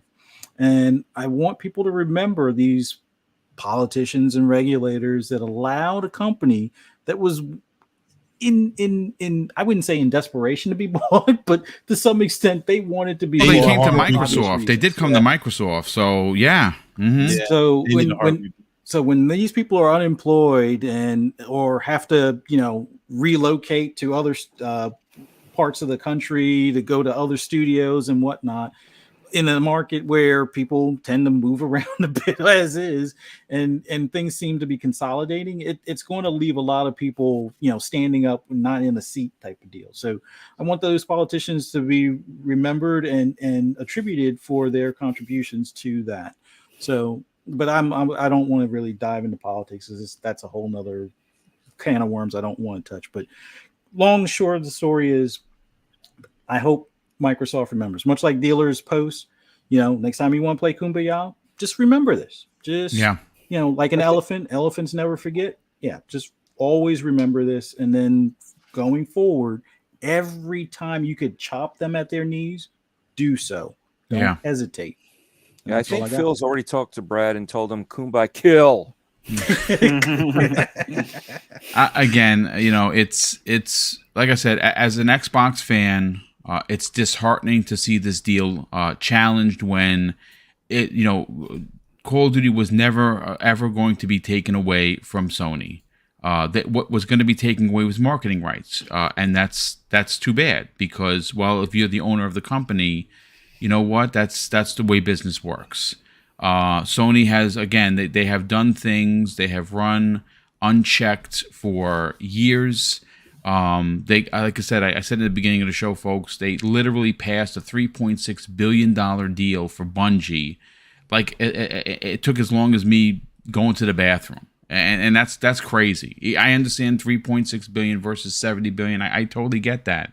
Big ends of the spectrum, but it's still 3.6 billion dollars, and that passed with literal no fanfare at all. Literally nothing. Look, it's just looking at the impact of it. That's just all. That's just the impact of it. Yeah, it absolutely is. Real quick, we have Adam Schaefer drops a very generous $5 super chat and says 2023 games aren't close to being ready. Watch MAV's stream last night. Microsoft employees haven't hinted. Microsoft employees. You're saying heavily hinted as much. On Mav's stream, I guess, last night. Yeah, he was streaming the Game Awards. Again, that'd be a problem if it's not. I'm going to tell you that right now. It's going to be a problem if it's not. Highlander 001 drops an additional $5 super chat and says, "Hey, Boom, I received an email last night at 10:30 p.m. for a shareholder meeting next week. Any shareholder meetings called on short notice is never good." Whoa. Yeah. Well, there's that, folks. There is that. And I'm a shareholder as well. So I didn't get any. I got to check my email. So thank you for that. Highlander. Tom from Tanami drops an additional $5 super chat and says, "It doesn't matter if Microsoft wins in court against the FTC. This suits give them time to the EU and the CMA to block. At that point, it won't matter if Microsoft wins in court." And I absolutely agree. If January comes around and the EU and the CMA say no dice, they're going to have to unfortunately abandon this. Big Cloud, anything you want to add to this, brother? Hey, man. I mean, not much else I can really say at this point. I mean, well, listen. Let's we're not wrapping up the show, folks. We have plenty of time left. Just a little under 40 minutes. So hang out. We're going to talk about the Game Awards. Who won? What was your favorite moment? What was your favorite reveal? But Hadari Mac in the chat drops a very generous $5 super chat and has become recently a channel member. Hadari, thank you so much for both of the generosities that you have provided today. He says the decision of the FCC and possibly, well, the FTC and the CMA are not fact-based, but courts are. The ABK acquisition will only be delayed, not lost. It will be delayed for sure. The problem with that is the longer Microsoft is held, basically pinned down because of this deal, they can't make any moves. They can't do anything. So what? So my question is, what do they do then? Do we have another 18 months of no reveals? Do we have another 18 months of subpar shows? Do we not see Fable and Avowed and Compulsion Games unannounced title? We need to see these things. I shout out to I Steel Rain. That is my brother right there. He dropped something in the DM. I guess he heard us specifically talking about like for Xbox in 2022. He sent a list of games that have come into Xbox Game Pass that this year alone, it's 47 games. And I get it. Maybe God of War for you isn't in there. Maybe that you don't find a God of War in there. I hear you. But you can't argue that they have delivered, considering that their first party was just non-existent. But I want to kind of just turn the camera, folks, and talk about the Game Awards. I will tell you this. I understand Jeff Keighley gets a lot of stuff from people because he wears his PlayStation heart on his sleeve. and I can't argue with him. I don't agree with a lot of things that he does. I've said that publicly. I think that for someone in his station and with his status in gaming, to see someone get in the middle of console wars, little unprofessional for me. That's just my opinion. But I still think Jeff is an important part of this community. He's an important part of the industry. Now, last night was the Game Awards. I'm going to be honest with you. I don't know if it was the FTC thing that took the wind out of my sails.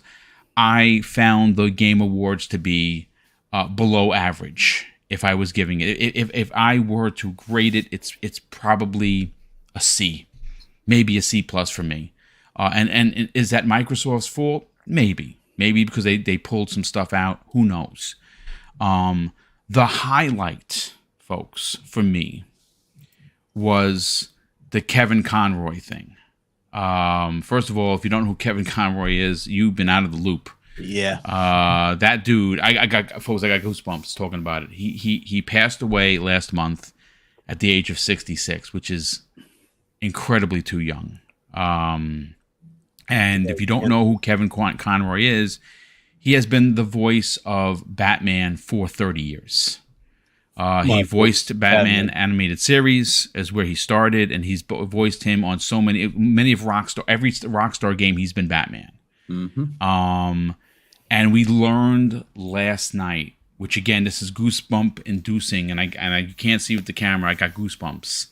He is going to reprise his role one last time in Suicide Squad. That's coming next year. And it could not make me more happy. So, I mean, I know the Game Awards are for game announcements, and they are technically there for awards. For me personally, the human element moment is to know that we get to hear that iconic Kevin Conroy voice one more time. And I'm very, very happy with that. I will say the biggest snub for me, personally, because I don't know how many hours. I don't have as many hours in Vampire Survivors as, let's say, Phil Spencer has over 200 because he keeps talking about that game. But I think I'm close. The snub of the night is to see Stray, which is a great game, does not deserve to be best debut. I'm sorry, folks. I love Stray. I'm halfway through it. I'm really enjoying it. But there is something to be said about the addictive nature of Vampire Survivors. It's a game that I, on paper, should not like. I don't like rogues. But I love this game. Let's go first to Retri. What are your highs and lows of the Game Awards? Sure. I wrote all kinds of notes. First up, I am really happy that a game called Judas is coming out from the creator of BioShock. Looked really good. Looked very BioShock-ish. I thought it was That's why BioShock I'm for a happy. couple. I did too. I got fooled. So that's a single player FPS, which I thought looked really awesome. I just want to point out, even though I'm not going to touch this, I'm pretty sure this is going into Game Pass, but the funniest thing I think that happened last night was the trailer for Party Animals. I just made note of that because it was funny. Oh my God. And I don't know if you guys noticed this, but the filter was off last night. There was swears up and down, which was great for someone like me because I swear like a trucker. So I thought that was really funny. Jedi Survivor. Oh yeah. Come out in March. That is like very high on my list. It looks amazing. That was game of the show for me. Yeah, that is definitely way up there for me as well. I wrote lots of swearing. I'm glad As Dusk Falls won something. So it showed that Xbox, Studios was involved in the show a little bit. Yeah. Diablo 4. I know it's another CGI trailer, but oh my God, it's becoming kind of, maybe that might be my top game I'm looking forward to now in 2023. So I'm super excited. And I did a news story on this like a week ago or something, saying that it was probably coming out 6/6/23, and it turns out that rumor was true. So thank you for the person who passed that information on to me. And another one, Warhammer 40K Space Marine 2, I thought looked pretty awesome. I've Yeah. never been into the Warhammer series at all. I just Me either. started playing Dark Tide 40K. It's awesome. It's really, really good on PC Game Pass. I'm very excited for you guys to play that when it comes on console, probably Q1, hopefully. Of Yeah, next year. I'm thinking January, February for that. That's kind of what I think too, and I wouldn't miss that one, guys. It's a lot of fun. Let's see what else I got. Oh, my other big one for me was besides the fact that Elden Ring won Game of the Year. Yes. Thank God. And art direction, because that was my number one thing for Elden Ring. I thought that blew all other games out of the water. Was Elden Ring's art direction was second to none. So I think it very much deserved that. And let's see, Bandai Namco and From Software for Armored Core 6. I've been waiting for a good mech game because I miss Mech Assault so much. And I know that's never coming back probably because of licensing issues. So that was very exciting for me. But one of my low points is A Plague Tale not winning anything. That was a bit disappointing. Yeah, that game is on a high list of many people's Game of the Year conversation titles. Yeah. I know God of War probably deserves most of the awards it got, but narrative, the best narrative one, I thought should have went to A Plague Tale personally, because that story is unbelievably good and emotional. It's just, I felt like that was my personal snub of the night was Plague Tale not getting best narrative. But I thought the show was okay. It's a B- for me. Xbox not showing up definitely put a damper on it, because I just kept sitting there waiting for them to show something that just never came. They're just sitting like normal attendees. Yeah. I mean, it was a Nintendo third party in Sony show, which is fine. When you don't put out games, you don't get rewards, but trailers, something would have been nice. But I don't. Oh, I do have to say this: best adaptation, Arcane getting that. I know everyone likes the Cyberpunk show, but I love the Arcane show. If you have not seen that on Netflix, you need to go watch that right now. I know nothing of League of Legends. I love Arcane; it's so good. That's what I got, Boom. Yeah, no, that's good stuff. You said Cyberpunk, so I have to say this: Idris Elba in Cyberpunk DLC. I love that dude. Instantly know, like they're doing the reveal, like we didn't know it's his voice. You didn't like the reveal. Yeah, we all knew it was him. He's got such an iconic voice. So yeah, that was a really cool moment as well. Yeah, no, I absolutely agree. Dreadpool, let's get your opinion on this, brother. For you, what do you rank the Game Awards? What's your highs and lows? Well, as always, I go in with an open mind. Okay, good. And I never expect anything. I know a lot of people expected a lot more from Xbox. I don't. I never expect anything from anybody. I don't want to go in there expecting a certain game and then get disappointed, right? So that's always, I start fresh. I never compare it to anything before until after the show. But before the show, I don't say, okay, they got to do better than this. So with that being said, overall, it was an okay show. It wasn't great. It wasn't poor. It was an okay show. It's a good average show. I did like the pacing was a lot better than they normally do. Yep, I agree. I do like that the fact that the stuff like the esports really doesn't concern many of us, and I know for a lot of the other esports people that are into that, they may want to, but at the same time, really, do you need a lot of filler like that? So you just go through and just push that out of the way, and I like the fact that it's part of the pre-show. Yeah, that was smart. You know what I mean? You just get it out of there and get them to get their thing, and they did have their little mini interviews and stuff like that, and mini awards that were nice and quick, and then you got to the meat of it where you got your bigger guests, their bigger games, your bigger announcements in the real meat of the show in the show. Now that being said, one of the biggest highs or I'm sorry, we're gonna go with the lows, right? The one thing that I'm gonna say is the biggest low was Christopher Judge's speech. Amen. Preach. You know what I mean? What, you And didn't want like 18 I minutes of Yeah, I don't blame him though. I mean, you're gonna go up there and you know, I love him and all that, and Me he's too. great. But it was like, holy cow! But you know, my biggest high was when the speech ended. So, my game of the show, I'm just gonna leave it at that. There was a lot of games that I would definitely play. No problems. I would try that.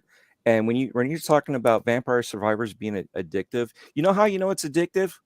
When you don't think you're addicted to it like I am. I'm not addicted to it, but I keep love going it. That's back. good stuff. This is how you know it's a problem, Dread. Exactly, because everybody's like, you're going to get addicted. Are you addicted yet? I'm like, no, I just like playing the game. And I'm like, oh my God, I am. So, but my game of the game of the show was Jedi Survivor. And the beauty of it was, Yeah. we already knew, but technically the beauty of it is it's coming out in 3 months. Yeah, it's great. You know what I The way mean? they We don't expanded have was incredible. Yeah, we don't have to wait 3 years from now. Mhm. And you know, yeah, we knew something about it. We knew this, we knew that, but they showed us the gameplay. They showed us this, and there was a lot of stuff going on. And then having the actor come out on stage and Yeah, making stuff. the official announcement was great. It was beautiful, and seeing 2 players, right? Was that 2 players? How what is that? Was For it? Jedi Survivor? No. Yeah, no, I I know think it's 1 so. player, but they had 2 characters fighting together. Yeah, the character they So- made did like a combo move. Yeah. yeah. That And was Oh pretty dope. yes, Yeah. when he That's what I jumped, meant. when he went over Yeah. his shoulder. You're right. That's a good Yeah, point. that's what I meant by They 2 players. I might have didn't mean shown like some 2 player. Spider-Man elements in there, where it's like Yeah. double takedowns. Yes.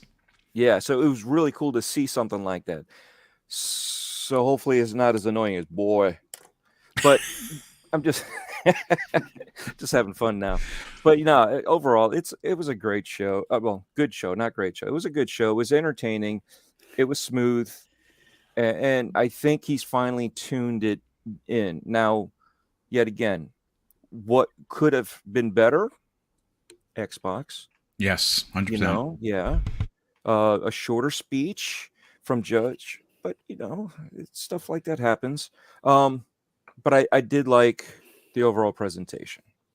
I think he's finally figured out his format, and you know, each year they're gonna have to tweak it. You know, certain things may work this year that might not work next year, and so forth.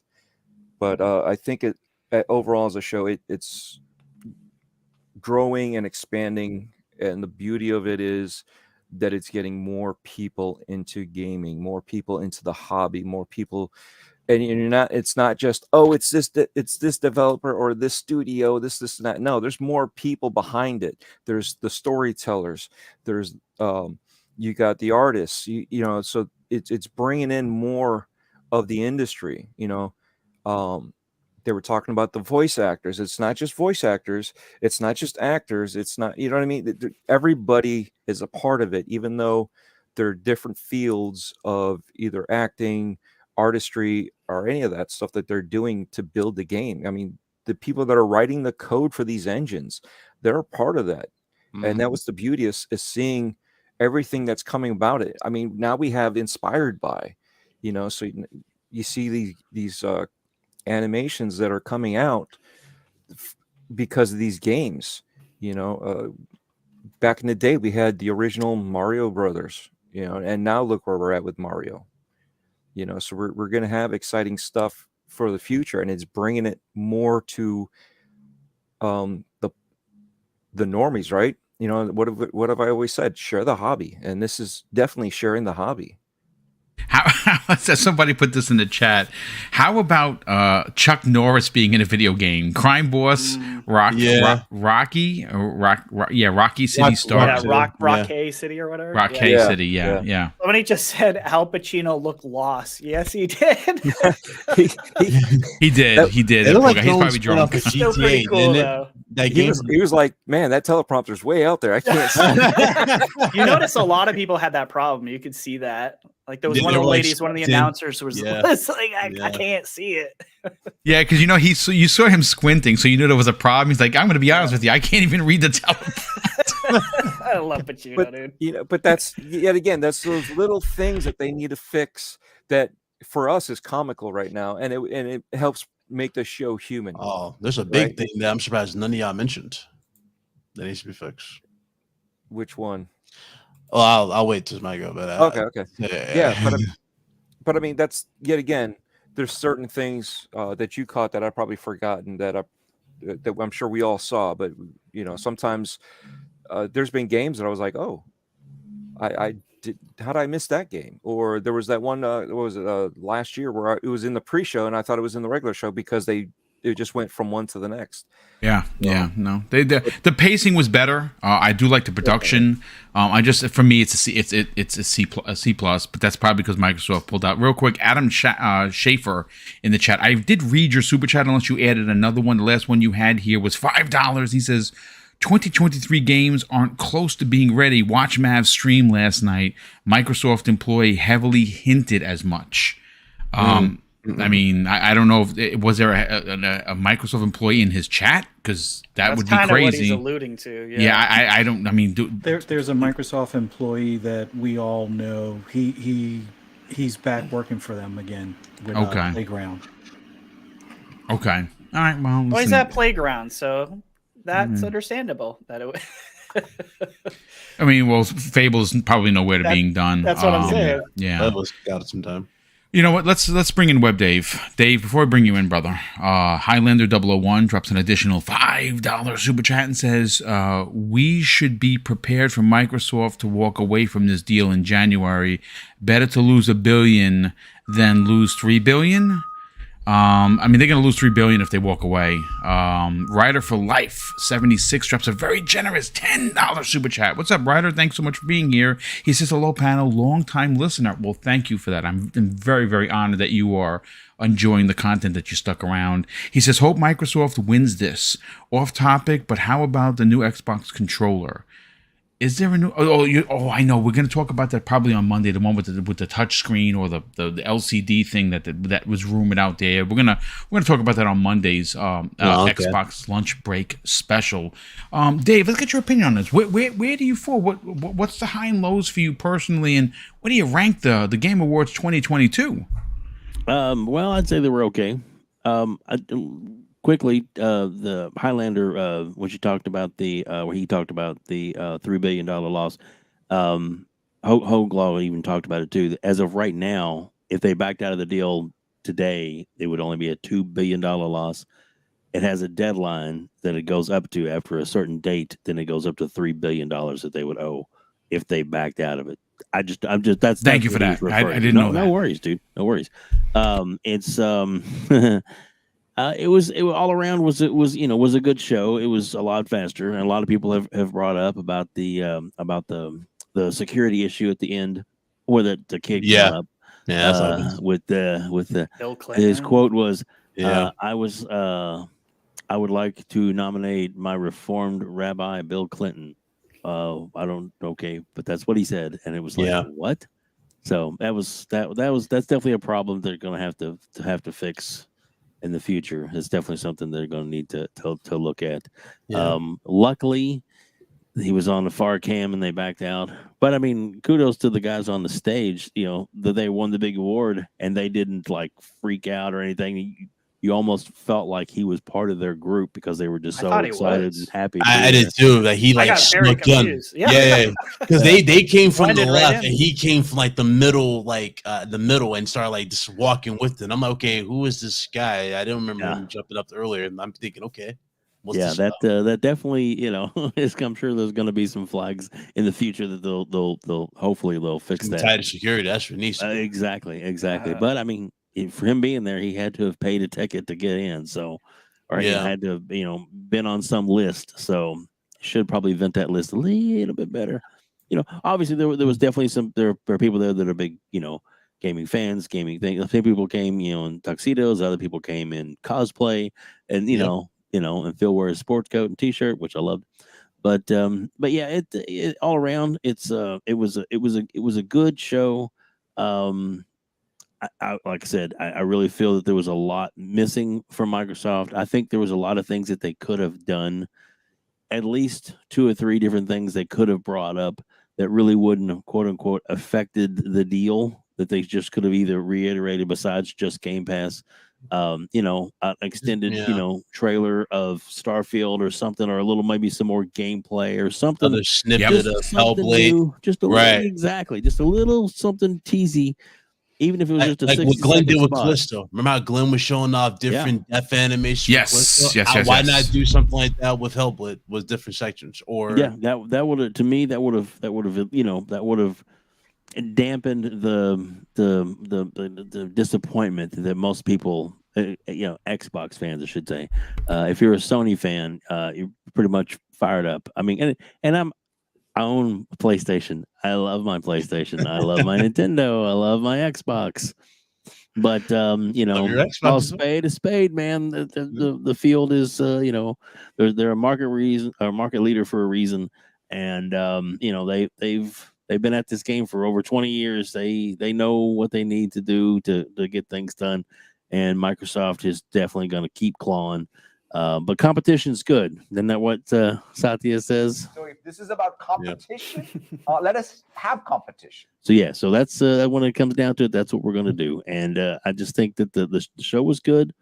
We'll see what happens next year. The security definitely that's more troubling if you really think about it, is to what the kid that ran up on stage that was literally standing there for a few minutes. He could have logistically had a weapon. Yep. He could have hurt those developers from Elden Ring. The fact that no one from security ran out to grab that kid is shocking to me. As a former police officer, I cringed inside, saying that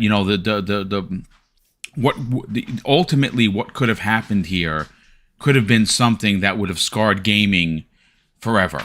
Thank goodness. High-profile celebrities up here who are voicing characters, and you have iconic, game developers. Yes. The last thing you ever want is for Hideo Kojima to go up here and accept an award, and let's say somebody just hates Hideo Kojima, sneaks up behind them and starts, assaulting them in the middle of this. You know what I'm saying? You don't want stuff like that ever to be a situation. And another thing too.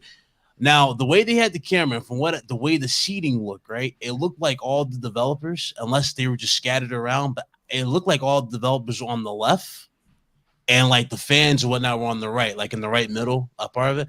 So you would think with that type of layout, how did this dude who just gets up, he's a kid too, on top of that, and walks through this particular field and helps them to the stage, and then gets up here and literally just drops this ridiculous statement, like he says, I'd like to nominate my reformed rabbi Bill Clinton. Is what he said. Now, Jeff's facial reaction to the whole situation, I don't know if y'all saw him, but Jeff looked furious, and of course he did. It's an embarrassment. What, are you kidding me?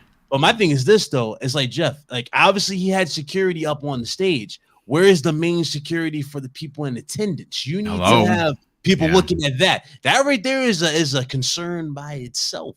Yeah. Oh, dude, 1,000%.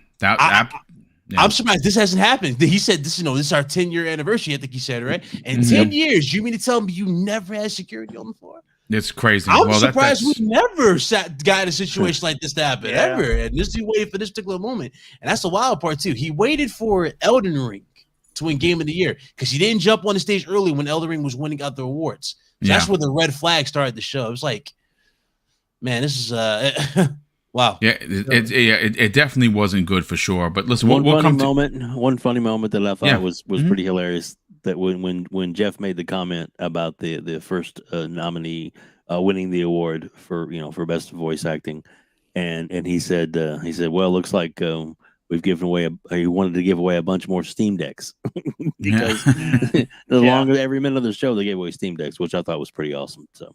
I mean, it's true. Listen, keep giving them away. Steam Deck is great, except I don't really use it to my advantage because I'm not a tech head. But Fuzzy, let's get your opinion on this, brother. Highs and lows and ranking for the Game Awards 2022. I'll give it a C+, a B-. I mean, there were some games that were fairly interesting. I was glad to see. Hades 2 was a great surprise. Yes, Hades 2 is pretty much my game of the show. but I would say Crime Boss was an interesting kind of, I guess you could say, mafia / Grand Theft Auto with like real celebrities taking place in the 90s, no less. Yeah, so that'll be interesting to see. It wasn't as graphically stunning as I would hope for a game, in the modern era, but did they give us a release date for it? I'm sorry? Did they give a release date for that game? They didn't give a release date. I know they showed PS5 and Series consoles, so it's at least going to be a next gen type. Yes. Of deal. Yeah, it's probably got more polish to go through then, and hopefully. But I get what you're saying. Yeah, but it looked good, but not. Oh, I got it March 8th of next year. I don't know if that's right. Whoa. That's what I wrote down. Oh, okay. Well, there you go. We'll see how that one turns out. But like I said, maybe okay, lost all hope. Yeah, I pulled it up.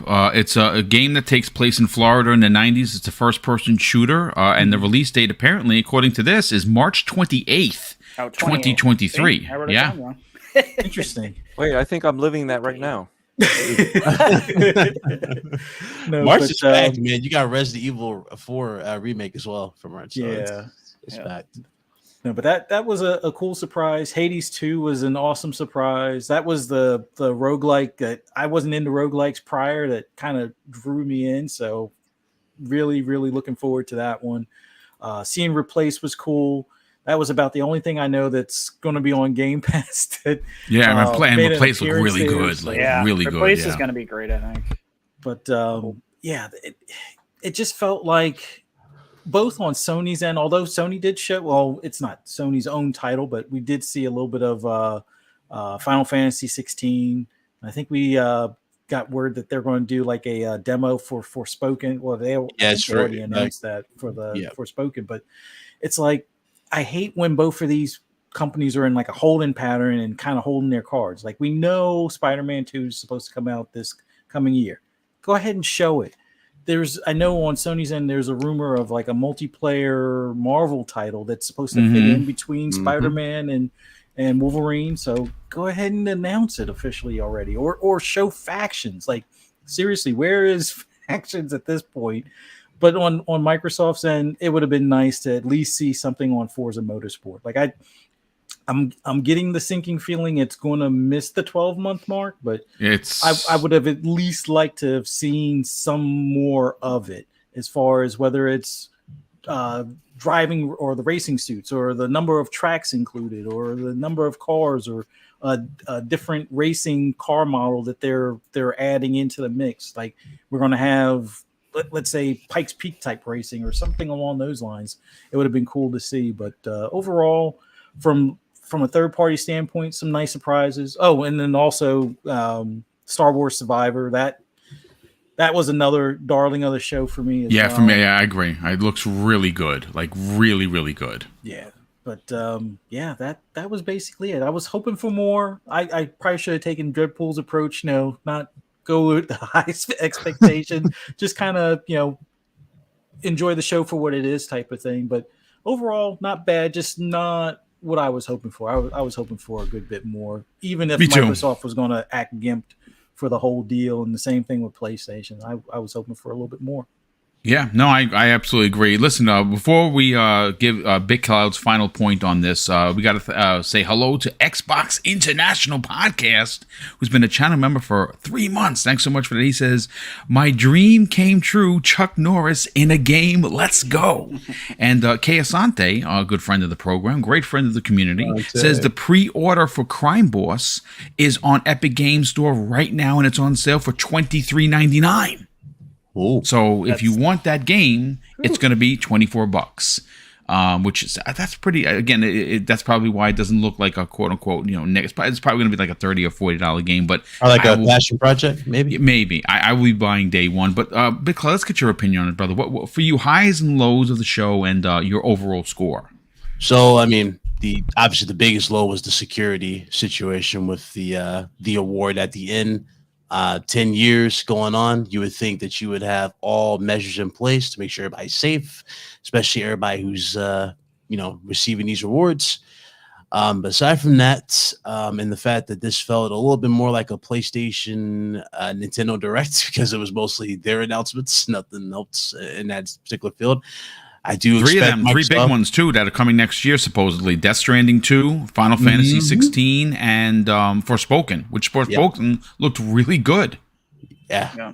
I'm like, listen, at And you can times play like this, I would have been happy if we got like an avowed sneak peek of gameplay. I would have been happy if you showed a different segment of Hellblade 2. I'd been happy if you even showed Redfall. Show me something for Xbox. The fact that we saw nothing and they kept zooming in on Phil in the crowd with Sarah Bond was really concerning. But aside from that, the show I thought was good. There was a lot of good announcements. Atomic Heart looks better and better every time I see it. Tries a lot of people to mention that Atomic Heart. Judas was a nice surprise. Absolutely. Big surprise there. The game that me and you believe got snubbed multiple times. Boom, multiple times. Jedi Fallen Order now gets his, its sequel, Survivor. That reveal was everything that I wanted it to be. I love what they did. I love the new combat abilities that they're doing. The new looks like he's now mastered everything. He's now officially become a full-fledged Jedi at this point. He's getting the now creatures involved in the game too is pretty awesome. Oh yeah. Looks really good. I loved every second of that. Looking really, really like forward for it. I can't wait to see where the story goes. I wonder if Vader's going to make another appearance. That's going to be interesting if he does make another appearance. So that was good. I'm trying to see what else announcement wise. I mean, Death Stranding, like you said, fantastic. It's like, the show had everything you could possibly want if you're a PlayStation centric fan, especially. You walked away from the show pretty damn happy. A lot of people were upset about the game of the year. Again, I find it funny that everybody really latches on to that particular aspect of the show. I already knew what was going to happen. It was going to be Elden Ring, just from the fact that God of War was literally winning every category. If a game is winning that many awards, it's not winning Game of the Year. Yep. You just got to look at the process of elimination. It's that simple. And Miyazaki was there in person. You think he's not going to walk home with that award at this point? No, he's going to walk away with that award. But it was a good show. I mean, I thought it was better than last year's, in my honest opinion. It was a good show for the most part. It's just I would hope for, I guess, a little bit more competition next year. I would hope that there's more announcements for everybody, because all this did was just further add to the meme at this point that, like PlayStation is the only one putting out stuff with Nintendo, and there's not much going on for Xbox. Well, you know what? Look, I'm going to say this. This is going to probably hurt some people's opinions, and I'm not doing it to be mean or to be a jerk. I love Xbox, but next year Xbox has to show up. Xbox didn't show up this year. And whatever the reasons may be, whether that be for regulatory reasons, they wanted to appear not to have anything that people want to play, and they were trying to use that as a crutch to get this deal done, or their games actually needed more time. I'm sure that there is a truth somewhere in the middle there. I don't think it's one side or the other, to be honest with you. I think it is somewhere in the middle. Microsoft should, in fact, be there in full attendance with reveals and surprises and a lot of games being nominated if these games come out and they are as good as we expect them to be, or we want them to be. But overall, for me, one of the weaker game awards, just because, like I said, I thought some of the reveals are really great. I just thought that. It wasn't the best I've ever seen. I love the production value. It does get better every year.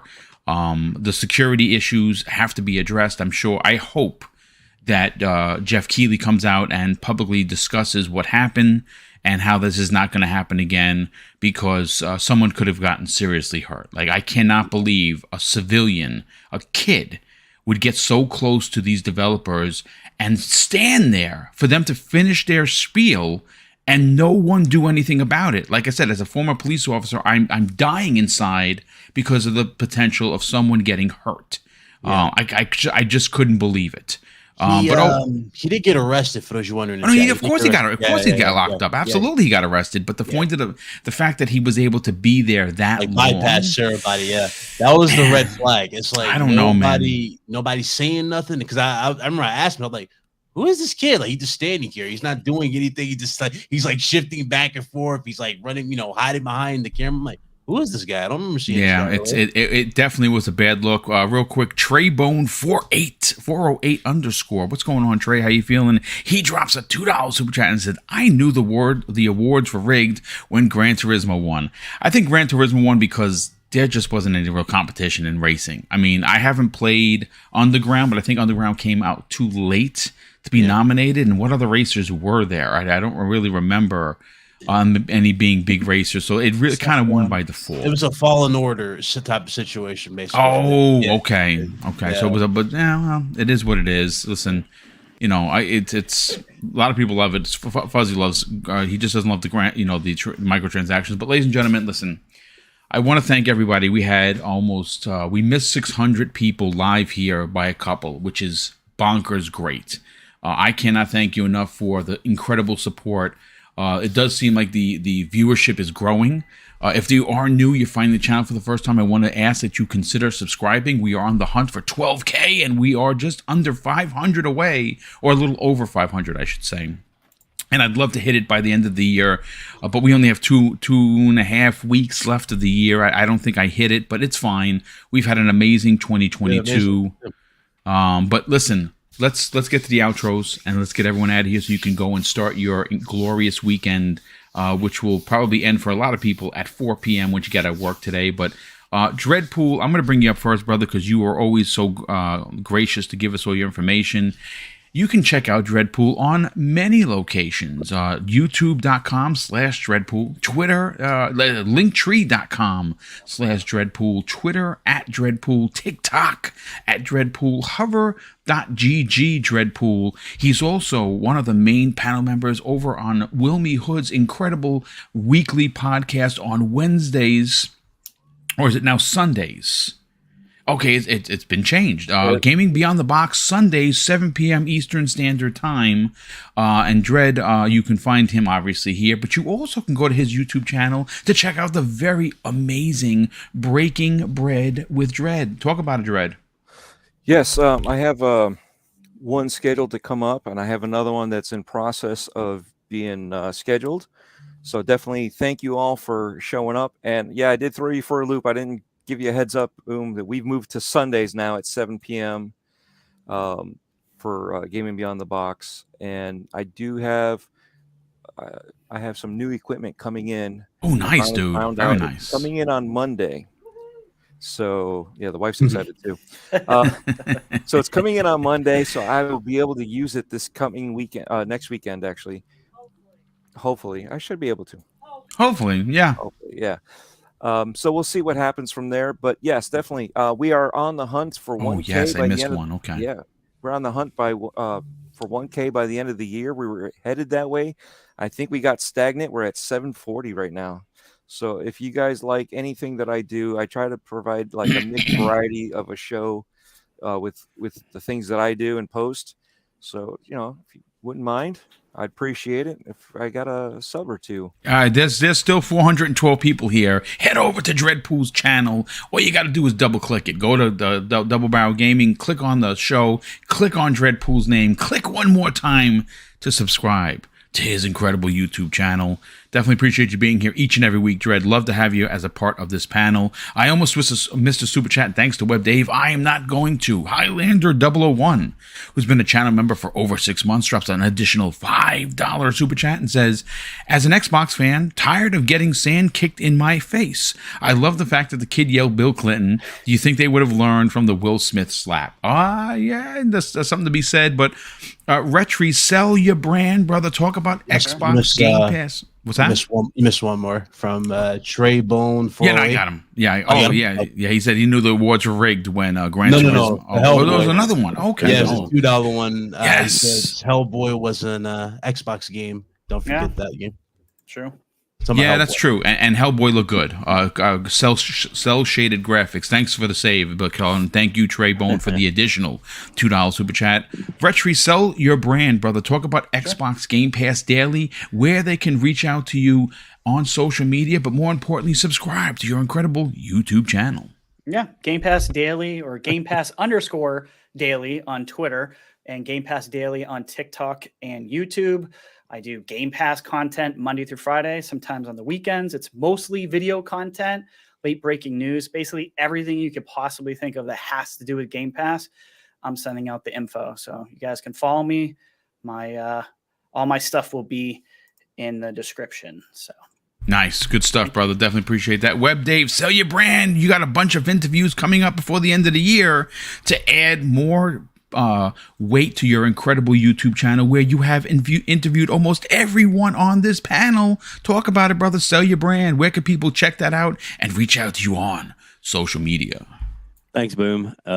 Is my screen frozen or is it still on? No, you're good. No, You're it's good. on. No, I have to Still on, I have to take. There we go. There we go. you died. I thought my screen was frozen. I was like, I'm sitting here panicking, like, how am I still on the show? My screen's frozen. Like, You better get some extra subs now.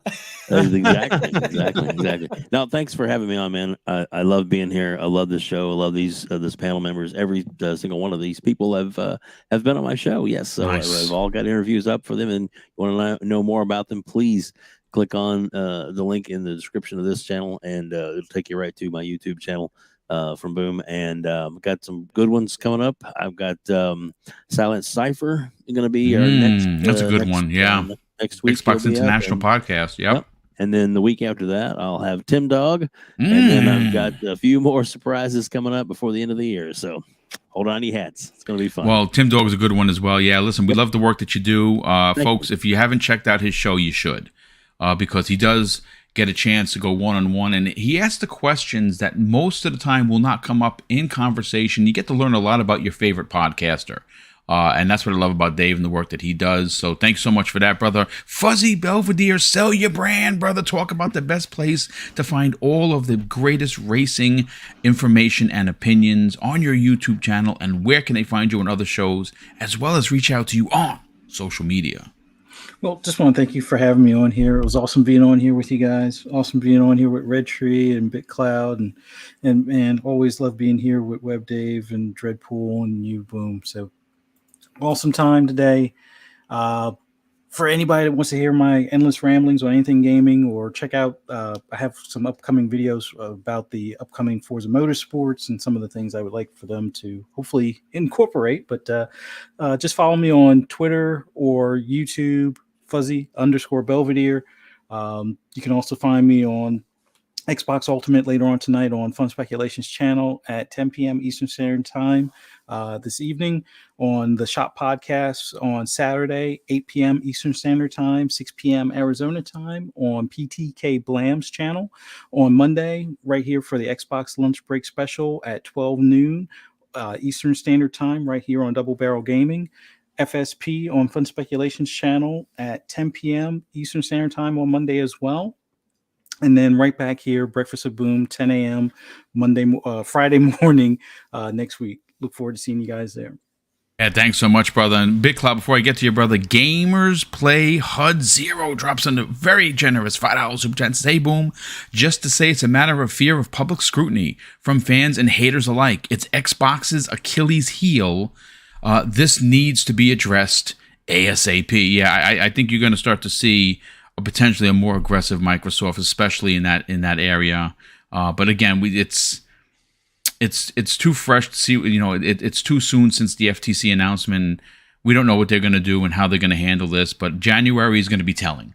Mid-January comes around, we're going to get the CMA and the EU's Commission's opinions on this deal. If they approve it, if they don't look to block it, then you can see Microsoft goes full on. We're going after the FTC. But I have a strong suspicion that both those governmental agencies in across the pond are going to potentially agree with the FTC on this, and I think they're going to move to block it. And at that point, if they're all three of them are blocking it, it's unlikely this deal gets passed, no matter how many years you spend in court. And at that point, you just got to take your losses, and now start buying up these little studios, a la Sony. That's what they're going to have to do. But BitCloud, sell your brand, brother. Talk about where they can check out your incredible YouTube channel, your show later on this afternoon, and reach out to you on social media. Yeah, it was good to be back. It's been long overdue. It's been too long. Obviously, Web Dave, Fuzzy, Dreadpool. Nice meeting you, Game Pass, everybody. But it was good. It was a good show as always. You guys can find me BitCloud everywhere. RGT podcast later today at 5 p.m. Eastern Standard Time. Shout out to the chat. Hope you guys enjoyed the Game Awards. Hope you guys enjoyed this show. And I hope you all be safe. Yes, thank you so much for that, brother. Definitely appreciate you having you back. It was great to have you a part of today's conversation. Ladies and gentlemen, that's going to do it for this week's Breakfast with Boom. And don't forget, next Friday, folks, for the first time in channel history, Mrs. Boomstick and I are doing our annual Christmas with Mr. and Mrs. Boomstick. And for something that we've never done before, we've done plenty of giveaways. We've done as many as much as $500 on the show. Folks, we're giving away $1,000. Wow. Just in time for Christmas. That's right. 10 $100 gift cards delivered to you on any platform you want. And we're taking it a step further, folks, because it's Christmas, because we know that a lot of people are struggling. We want to make sure that if you do win one of these $100 gift cards, if you want that sent to you in cash, in monies, we will do that. We will not do that for every contest, but we will do it specifically for this one because it's so close to Christmas. If you win and you DM me and you say, Boom, I would like to have this money sent to me instead of the gift card, so you need to go buy a gift for your loved one, we will oblige. The only caveat is that you must have a PayPal account. Otherwise, it's no bueno. It's the only place that definitely protects us, and we will pay the conversion fee of even if you went outside the United States, and we will pay the transfer fee. You will pay absolutely nothing. That is on our dime, and we do that, folks, with the super chats that come in and the channel memberships. We can't do it otherwise. Like I explained in the beginning, I'm a retired dude. I try to give back as much as we can, but those super chats that we get constantly, which I'm very, very blessed and grateful, are usually banked and used for these big giveaways. And this, in fact, is the biggest giveaway we have ever done in the 5 years existence of this channel. That is happening next Friday morning. $500 for channel members up front, $500 for anyone left in the super chat on the back end of the show. That show goes live 10 a.m. Eastern Standard Time. And of course, I'm going to close out the show with something that's important to me. Hopefully one day it'll be important to you. And that's something that my dad taught us when we were kids. And he would say, Craig, treat others how you want to be treated. And also, it doesn't cost anything to be nice. You live by those rules, son. I can guarantee you're going to have an awesome day. So take care, everyone. And we'll see you next week on the newest episode of Breakfast with Boom.